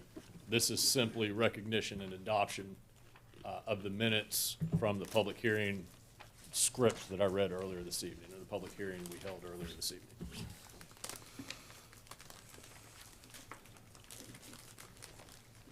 So we just need to vote on it? Yes, sir. Please. We I just make need a to vote. motion that we approve. I'll entertain a motion to approve. And we're just approving new business A and B, right? Okay, A. The minutes, Right. All right. Next will be something else. All right. Maxine put a motion on the floor. There's a motion on the floor to approve. Did you make a motion? I got a motion on the floor. Okay. All in favor, say aye. Aye. Opposed, no. Thank you. Okay. All right. All right, the third of our procedural items this evening, this is item B under new business. This is consideration and approval of Resolution 245-2023 CDBGI amendment. Again, this is a procedural item. This is the town adopting a resolution which recognizes the amended or modified project area that we discussed earlier in the project scope. This is just where we're cutting streets because of cost. Yeah. Yes, sir, correct. I make a motion we approve. I'll entertain a motion. I do make a motion we approve. All in favor, say aye. Aye. Opposed, no. All right, the next one. Thank you. Is, C. So, yeah, this brings us to item C under new business. Consider approval of Resolution 246-2023 tentative award for CDBGI sewer rehab replacement project. So we've now satisfied our 3 procedural requirements from the funding agency. Now we'll talk a little bit about the bidding process, the value engineering process, and ultimately a recommendation of award. Included in your packet for reference was the entire recommendation of tentative award package that will go to Division of Water Infrastructure for their review and approval. In the interest of brevity, I suppose I'll run through a quick recap of where we've been since, we'll say, early to mid-summer. The project, construction project was originally advertised unsuccessfully, I'll say, in June. Per North Carolina requirements, we advertised a second time and were, in fact, successful in receiving a total of 2 bids on the 25th of August. Jimco Construction Company was a low bidder with a total bid amount of $5,517,669. This exceeded the available construction budget of $1.5 million, approximately $1.5 million. So at the request of town staff, Withers Ravenel entered into value and engineering discussions with the apparent low bidder. And on the 14th of November, all parties agreed to the reduced or amended project area that we've discussed this evening. which includes approximately 3,000 linear feet of pipe rehabilitation of, I believe, 32 manholes and 73 service laterals. So included in your total recommendation of award packet there is a tentative resolution of award, which is the action item before you. We recommend awarding the project to Jimco Construction Company in the total construction contract amount of $1,425,650.50. Glenn, if all of this would have taken place before COVID, we would have been kind of right on the money. We would have definitely, we would have the opportunity to rehab more. We probably would have done approximately, we'll say at best, 4,500 linear feet. So by their very nature, these projects or this particular funding source is quite often used for what we'll say is a find it, fix it type project. So based on the low to moderate income threshold requirements for identifying a project area, we identified the largest project area possible. That's what got us to a little over 20,000 linear feet of potential pipe. Then the first step is to go out and televise that pipe, determine what is in fact a candidate for rehabilitation or replacement, or what is in need of rehabilitation and replacement. And when we concluded that process, I think there was about 4,500 linear feet, maybe slightly more. It was a candidate for rehabilitation or replacement. When we approved this, 1 point whatever. Yes, sir. How quick will that start? And how much will it cost the town up front? So the CDBG Yeah. funding in and of itself is 100% self-funded. There's no out-of-pocket expense to the town. So it's not a reimbursement. This is reimbursement. Yeah, I'm sorry, yes, it is a reimbursement But type contract. this one sorry, I'm So people can hear me on YouTube. This one, we can submit the invoice to CDBG.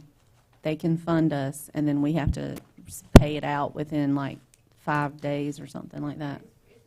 It's pretty quick. It's a quick process. So we can submit the cost before the work starts, so We that we can. can use their money to pay the bills. Yeah, we've been doing it the other way, but even still, it's a pretty quick turnaround. But we can do either way. So I apologize, I didn't understand the nature of your question. Yeah, at this point, once Okay. construction contracts are executed, you can then begin to submit for reimbursement on this. You have the option of paying that. Do we Pay it just and then approve the reimburse whole or packet? I'm sorry? Do we approve the whole packet or just the two, Just the On the back. enclosed resolution of tentative award. separate?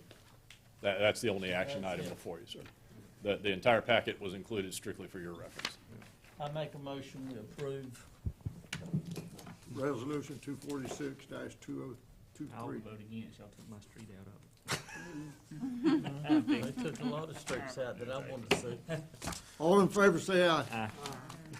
Opposed, no. Thank you.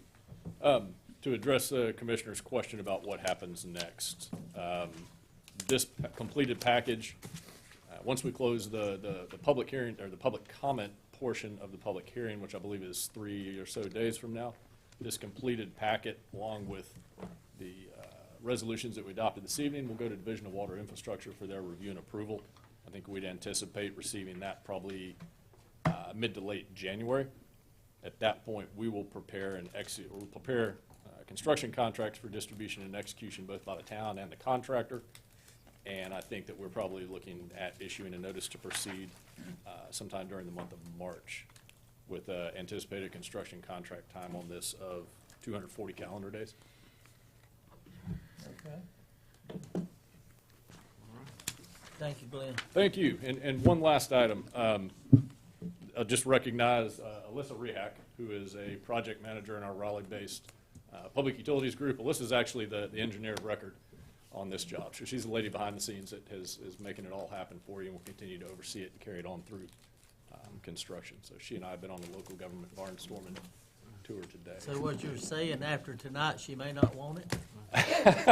After withers, they may never come back to Benson. No, doubtful. After tonight, I'll turn my duties over to her. Okay. And, Oh, I hear you. And she's amazing to work with, so. Yeah. Thank you for all you've done for us. This has been a long time coming, just due to the bid climate we're in and the materials market we're in. So town staff, Jay, Kimberly, Angela have been tremendous to work with, and Alyssa and Monica Chevalier, who is our funding project manager, have done a great job of it as well. Sounds great. All right. Thank you all. Thanks, Glenn. Angie, on the approval of the advisory board, Does the number of applicants meet the number of vacancies? No, I'm gonna go over that. Okay, You probably wanna approve this separately, right? yeah, because the only one that, let's do them separately and then you'll see why. All right, on the Police Advisory Commission, we only had one applicant, and that is Laverne Richardson. We'll still have 3 vacancies left on the police advisory after, if she's approved. We'll still have entertain a district. motion to approve okay. it. Say that one more time. We'll have District 1, District 3, and at large, so we'll still have 3 vacancies. Okay. So we just need a motion to approve. I make a motion we approve. All in favor, say aye. Opposed, no. All right. Okay. The next one, we have the planning board. Now, we have 6 vacancies on the planning board, 3 resident and 3 ETJ. As you can see, we received 4 resident applications. So I'm gonna need a vote for 3 of the 4. Jean and Carolyn are Right, Jean Casanave and Carolyn Lambert are already members. They're, reapplying for their 2nd term. I make a motion that we approve the second terms of B and D and that we add a Lawrence Powers, okay. Did everybody hear his Lawrence motion? Powers. Who did you say? I said Lawrence Powers, and then my motion would be Lawrence Powers, and then let Miss Jean and Miss Carolyn do their 2nd term. Because we still have the 2-term limits, correct? Right, yeah, and Did they have you to say sit off a Jean and year. Carolyn? Yeah, they're here. A, B, and D. Jean, Carolyn, and Lawrence. Lawrence. Why hadn't that been changed? Does everybody agree with that? All in favor, say aye. Aye. Did you say A, B, and D? A, B, and D. A, B, and D. All in favor, say aye. Opposed, no. Okay, on the art board, Miss Betsy Whittington, Donna Bailey Taylor, and Shane Booth, they're all just going for their 2nd terms. But then there was 1 vacancy, and that would be Amanda Jackson. So if you're all agree, all 4 of those would be voted I on. make a motion we accept all 4. Okay, and then that board will be full. The art board will be full. Everybody say aye. Aye. Okay. Okay, on the Parks and Recreation Board, we have 6 vacancies. We have 3 resident and 3 ETJ. So, if you approve both of these in the ETJ, we'll still have 3 resident and 1 ETJ vacant. So, So we had no residents to apply? Well, Janelle forgot to turn hers in. She said she would get it to you before the next meeting. okay, so then That she should can, be a reappoint. okay. Is the reason we're having vacancies because of lack of people applying or because of the terms of our? I think it's some of both. It's both. It's both. Combination. Yeah, it's a combination of I mean, both. you don't have as many people that wanna serve on these boards. When they do, like, how active are they when they really show up? I mean, I think planning board and the art board right now are the most active ones that you have. And then they don't get to serve that many terms. But even just since I've been here, as far as the planning board, that used to be, we never had vacancies. And even after tonight, you still got, 3 ETJ vacancies. So we need to solicit people from outside of the town. Yes. Well, we need to change it back to 4 years when we didn't have a problem because they would stay on 4 years instead of this 2-year stuff. I had some great ones that wanted it. He said, "Have you changed it yet?" I said, "No." He said, "Well, when you change it, I will apply." They can stay on for 4 years. It is 4 Yeah, years. they can be voted He's on saying, I again think now. before it was Yeah. 2 terms. Was it 2 terms before on a 4-year term? It was a 4-year term. I think it was indefinite terms. It was Cause indefinite. Yeah, I mean, Yeah. So they never had to The reason set we up. didn't put term limits is because we had so many people that wanted to get on planning, Right. and we couldn't, And you you couldn't. couldn't. You had to kind you of couldn't get 'em rotate, in yeah. there, And Right. people have been on, well, I think. Did you read Parks and Rec? I make that did. motion, we It's, approve those two as well. All in favor, say aye. okay, thank y'all. Oh, God, I hate to even get into this next. Make a motion to skip it. I wish we'd have saved this for closed session. We can't. You can't. Okay. So I'll be as brief as I can Attorney. with the hour and the lateness and all of that, so I apologize for getting into it at this point. I'm sorry, I got kind of a sore throat and I sound a little froggy. So I think NAKIMPA looks at this as something of a housekeeping measure, and reasonable minds can disagree about that. But essentially, they're asking us, and Kim has reached out to Roy Jones with Electricities, and they're, I guess, I've sent you information on this, sent you copies of all the documents you're being asked to pass, sent you electronic copies of the actual agreements, which are quite long.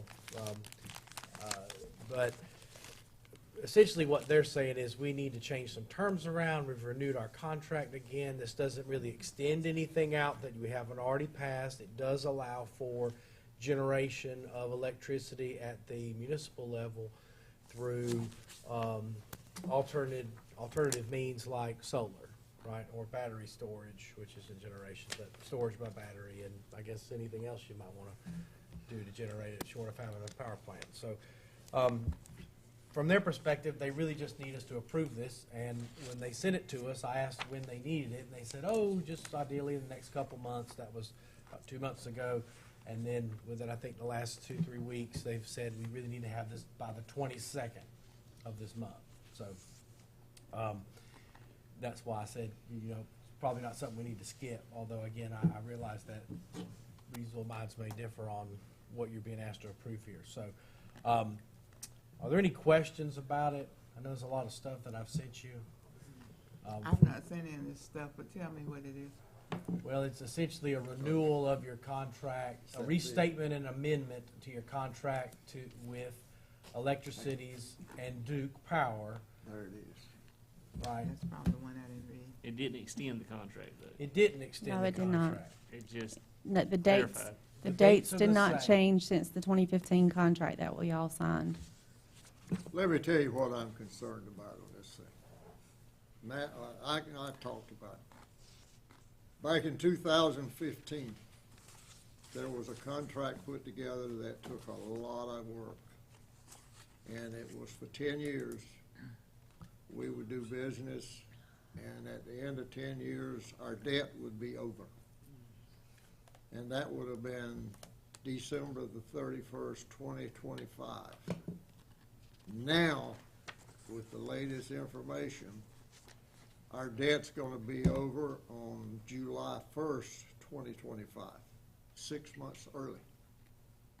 But if you looked at this whole packet of information they sent us, you'll see that in the last 2 cycles, cycle being mostly 12 months, they lost a tremendous amount of money that had to be divided up in some months. And there is a projection that the next cycle will be a loss. Now, the reason I said I wish it was in closed session, Duke Power is doing everything they can to get the $60 million that's sitting in that account that's been there since 2015. And that money will be divided amongst all the utilities on a per capita basis on your population. And if it was a situation we could, I would be in favor of not signing this thing. But when I dug a little deeper, The rules are exactly the same as they were in 2015. If everybody don't sign, then the contract's dead. And I think it would be to our advantage to sign the contract. It'll go for 15 more years, go with 10 more years. It'll be over in 2035. And this is a contract on the price of electricity that Nakempa will get from Duke Power.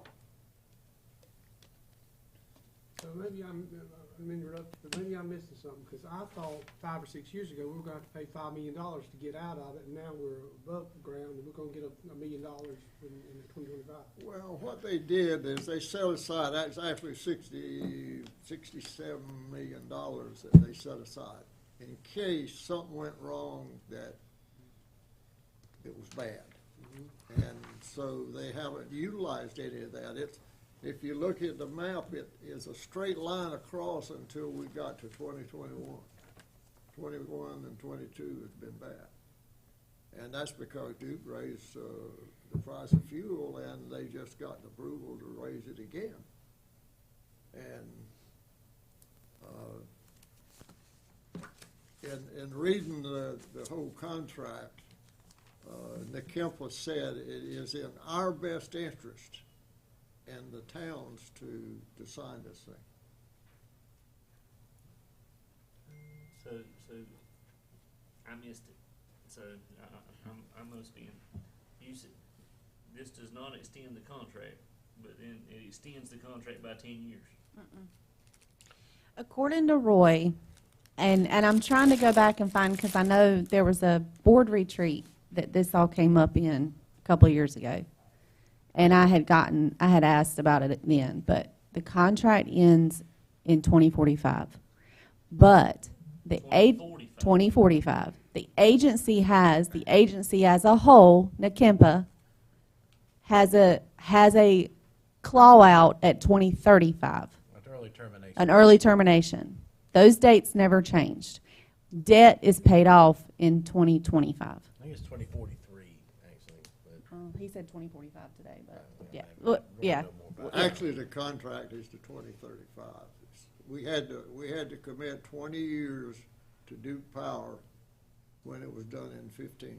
So that is still alive. It's just that we got to sign it again, and evidently there's some reason they want all the towns to sign it again.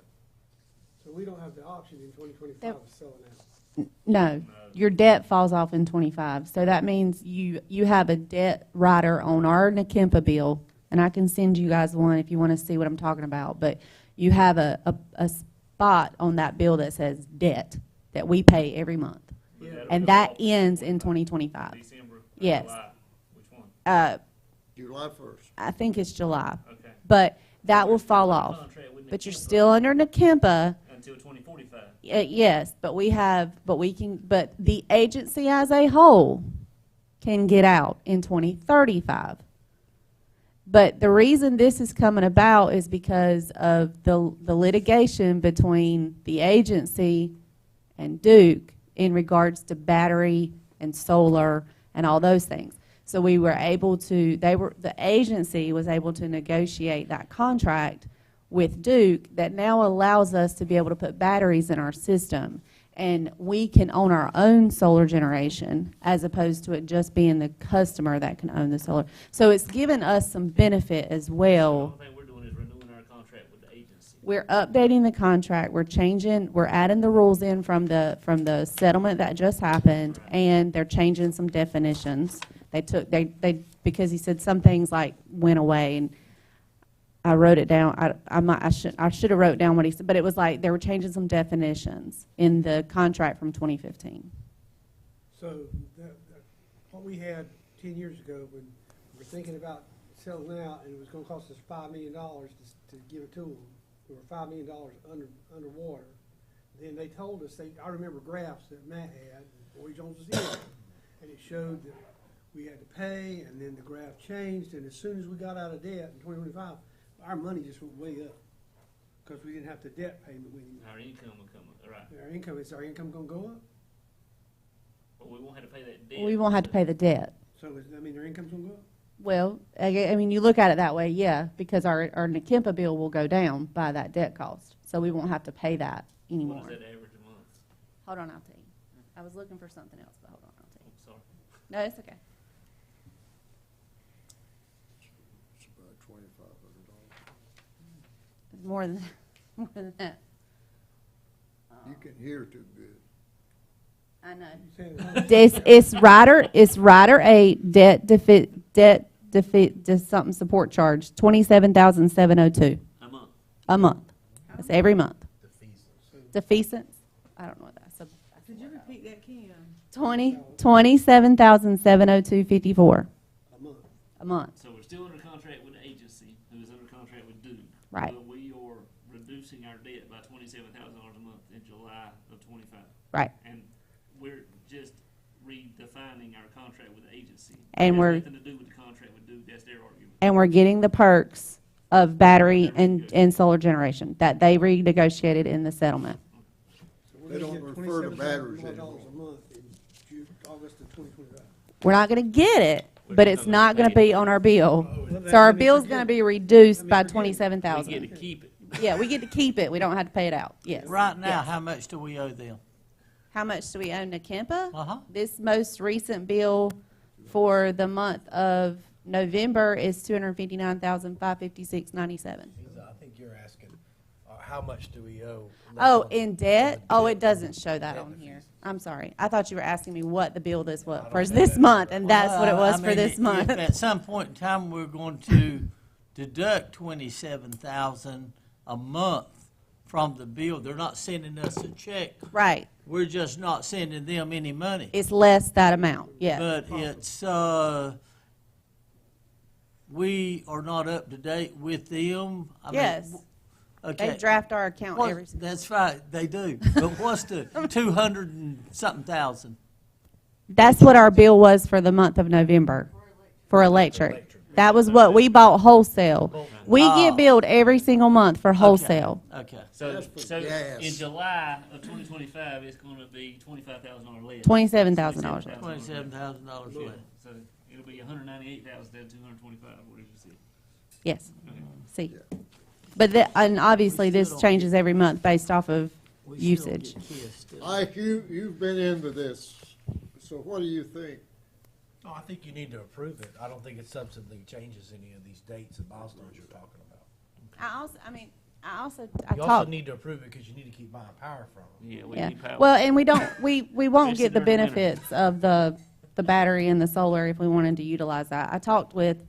I also talked to the town managers that are electricities in the county today as well, and everybody was, nobody had any issues with the contracts. Smithfield, Selma, Clayton, they all were approving.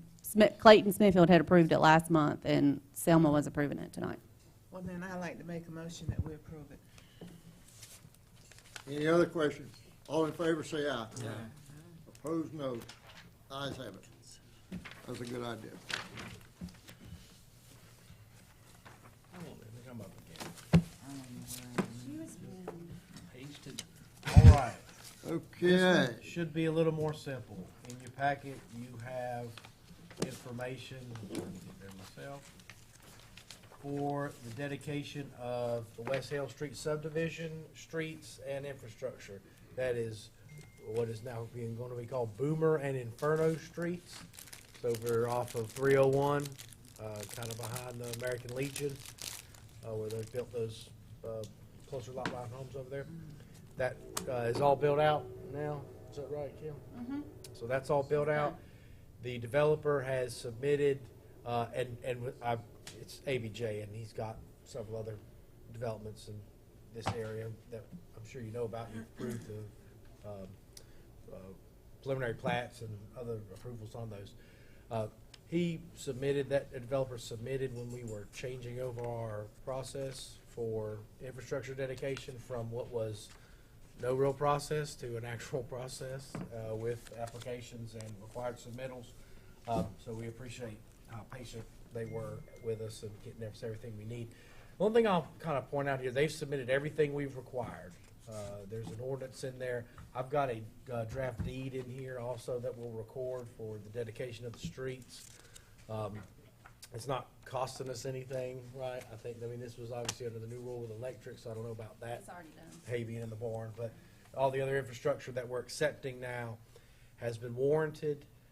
There was a bond in place for a year, but it's actually been greater than a year since the build out, since the conclusion of that development. So the bond's no longer in place, but we've all talked it over as a staff. I have no problem with that. Aaron had no problem with that because it's been a year since the completion of those improvements and we inspected them. So the intention of having a bond in place for that period of time is to make sure that if something happens, it was constructed faulty, that there'd be some coverage and that time's elapsed. We still have the warranty. So they've submitted everything we want. That's just the one thing that when you'll see these in future with these applications for your acceptance of developers' dedications and new development, you will also see a current bond that you're not seeing here because they'd already given us one when they completed. So what you're doing is accepting the streets, accepting the water and sewer, electric, stormwater is their responsibility. There's a stormwater maintenance pond that's actually been deeded to the HOA for the development. That's not our responsibility. We can, if we have to go in and maintain it, if there's some kind of nonfeasance on behalf of the maintenance mechanism of the HOA, we could, but that's not anticipated. So that's not something we're anticipating taking on as responsible maintenance, but the rest of it we are. Just as a question, and it's probably for Kim, because Aaron's gone home. I don't blame Yeah. Does the she talked it all. She did. Bless her heart. Do we have any kind of requirement in place for the annual inspection of stormwater devices in the town? Yeah, we have to because of our MS4. That's what I wanted to know.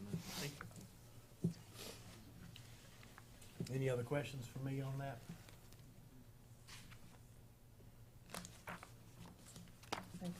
Everybody okay? I'll entertain a motion. I make a motion that we approve. Any other questions? All in favor say aye. Thank you. Opposed, no.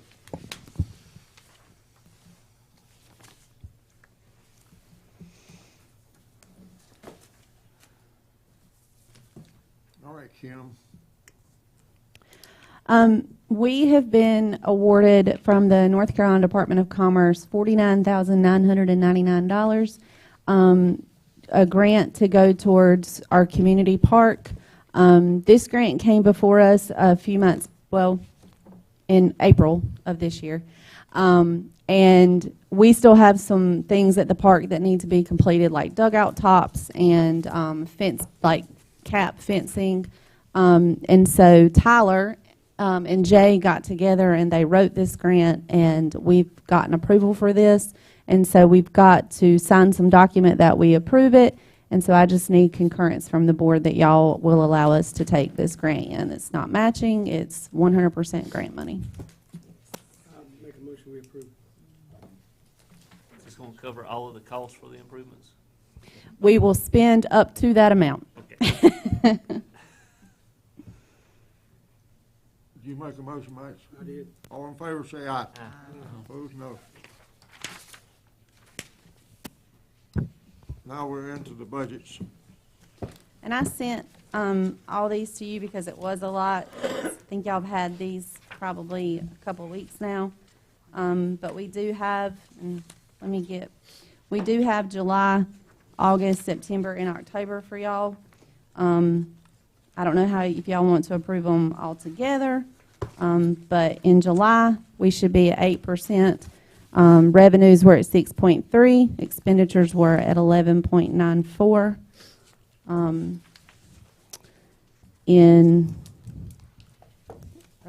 they in order?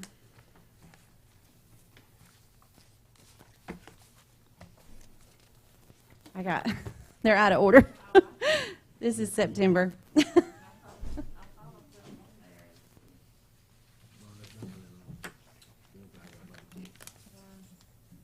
Oh, September, we should be at 25%. Their revenues were at 2358, and expenditures were at 3014. Let me get through all these documents. I'll be honest with you, with all the other stuff we had, I haven't been through the budgets. We're fixing to go through it, I'm sure. Yeah. October, we should be at 33%. Revenues were at 3063, and expenditures were at 3810. And I think y'all are missing August. It's in, yeah, it's not attached in board book. It's not, okay, hold on. But y'all got it. Let me,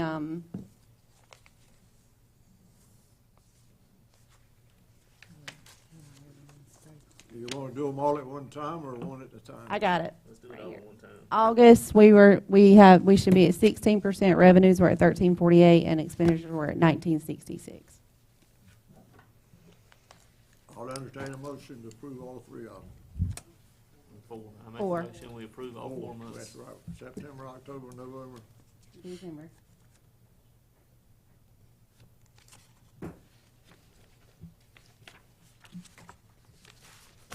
All in favor, say aye. Aye. Opposed, no. Okay.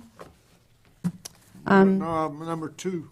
We're also bringing forward to y'all amendment number 2.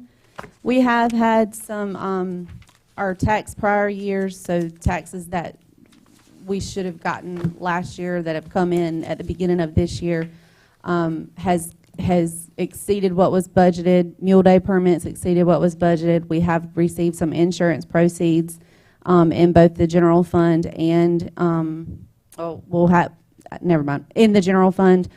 We received grant proceeds in Fund 10 as well as Fund 14, which is Parks and Rec. That generally came from like JCVB. And so I'm exceeding those line items and then pushing them down to where the expenditures were. So like, for instance, grant proceeds in Fund 10, that was for the alley. So then I increased economic development because that's how we paid for it.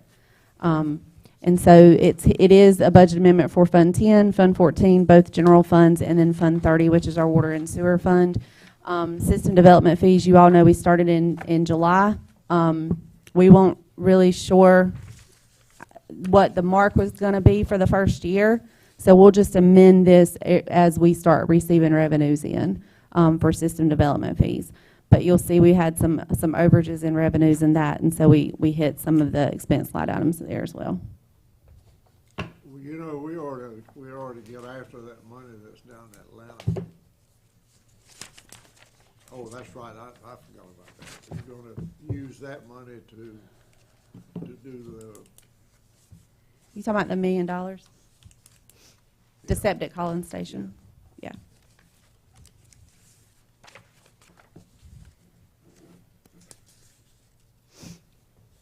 I make a motion, we approve budget amendment 2. You'll take it. All in favor, say aye. Aye. Opposed, no. Resolution 247-23. This is from Ray. He has to approve this every year. It's our water shortage response plan. So he's updated it. No real big changes. I think he moved my name into manager. Assistant manager is still vacant position. So he needs this resolution approved so he can submit it to the state. Okay, I make a motion to approve resolution 247-203. That's it. All in favor, say aye. Aye. Opposed, no. Town manager report. You all have my report. If you have any questions, let me know. Otherwise, we're closed the 25th and 27th. And then, did you all see my email about Friday? Closing at 12. Uh-huh. Is everybody good with that? Yes. Okay. I'm good with Everybody else good? Okay. All right. So then we'll close at 12 on Friday and have the Christmas party at the fire department. If you all can come, we'd really love to have you all. And that's it. What date is that? Friday the 15th. Huh? This coming Friday the 15th. This coming Friday, This coming Friday. the 15th. I missed something. I thought she said they were closing. We're going to close at noon on Friday. I got you. And Alan's going to cook. So, Miss Maxine, you know you want to come. I wish I could. I won't be able to get there this time. I got you. Do you really feel the Wooten engineering firm has treated us right doing all this? Do I feel that they've treated us right? Yes, I do. I think they work really hard. We've put a lot on them in the last couple of years. Why are they so far behind on the escalator? They're not behind on the Interceptor. There was issue with the property, with obtaining property. So that took us quite some time, and we finally were able to get that taken care of. Got it all fixed now? We had to re-engineer it twice, right? Yeah, yeah. We met several times with where they were trying to put it, and then We had issues. something opened up. Well, they had to re-engineer it for that too, so. Well, didn't Luby finally come across? He did. Yep. I talked to him today, he sounded like he was sick. You want to talk about the days, or was that what you were talking about? The what? The town. We're events. We're already there. We're already there. We closed the 25th through the 27th for Christmas. Also, we're closed July 2nd. I think that's because July 1 is on a, January 1st is on a Sunday, so we're closed on Monday. Yeah. All right. Merry Christmas. Thank you. Yeah, I've heard that Ike couldn't do anything for the outside because he was doing all his work for the town. And he has been busy. Whatever y'all need.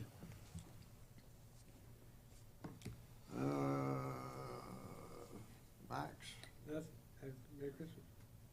Cassandra? Nothing. Merry Christmas, season's greetings, and everything else.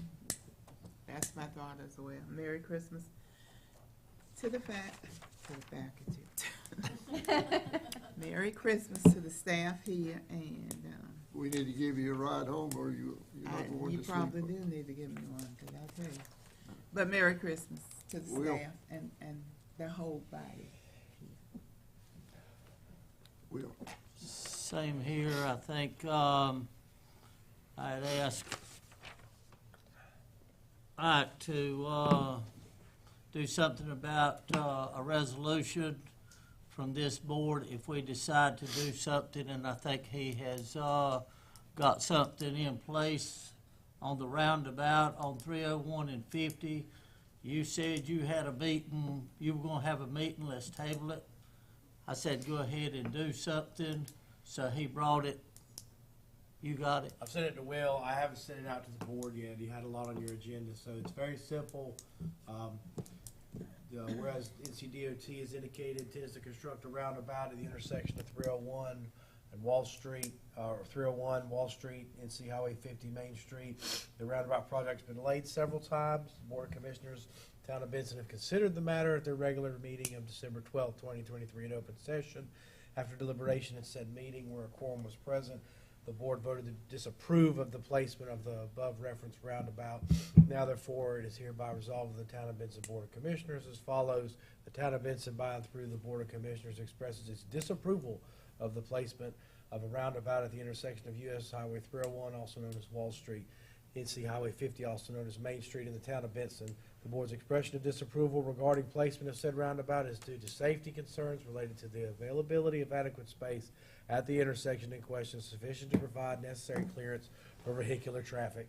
And then I referenced the project number as best I could find it in our prior approvals. Who'd you send it to? I haven't sent it to anybody. I sent it to Will. I'm sorry. He sent it today to me since we had a meeting tonight for me just to bring it up. You were going to discuss that.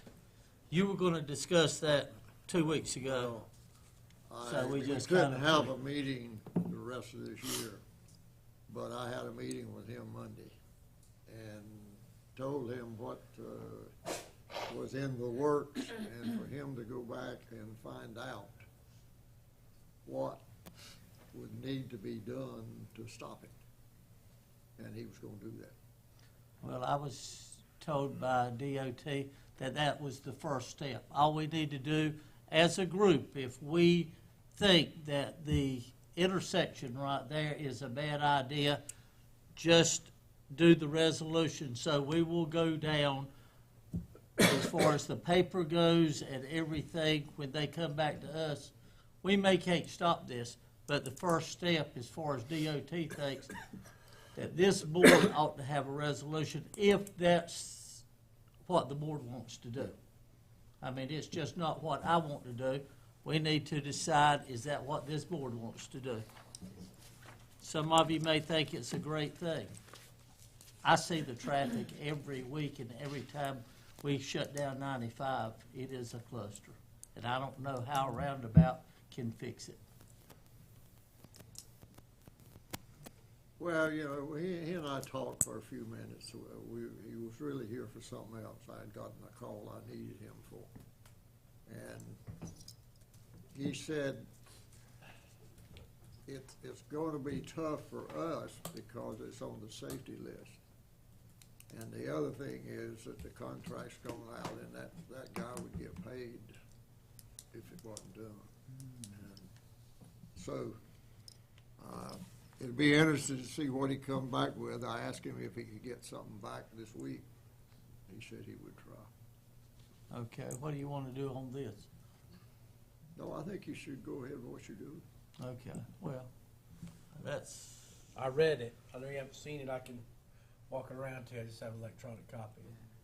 It's pretty short. Just says you don't approve of it.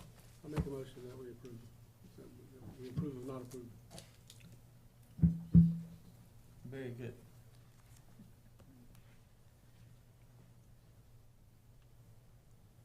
He's got a motion on the floor that we approve it? That we Or approve not. the letter not to approve. Oh, okay. Oh, to not prove it? To approve the measure, which is to say, support the disapproval of the placement of the roundabout at 301. Did you get that? I've got you. Yeah, 'cause I have to yeah, resolution I'm waiting and that to you. all that. Yeah, we got it. All in favor say aye.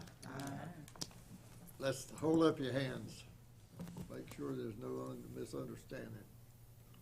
So we got 2-4 and 2-4. 5. 4. So everybody here voted. I'm nay. Huh? I'm no. Four to, Yeah. four to one. 4-1. No, I'm saying everybody voted. Yes. Right. You're nay. I'm nay.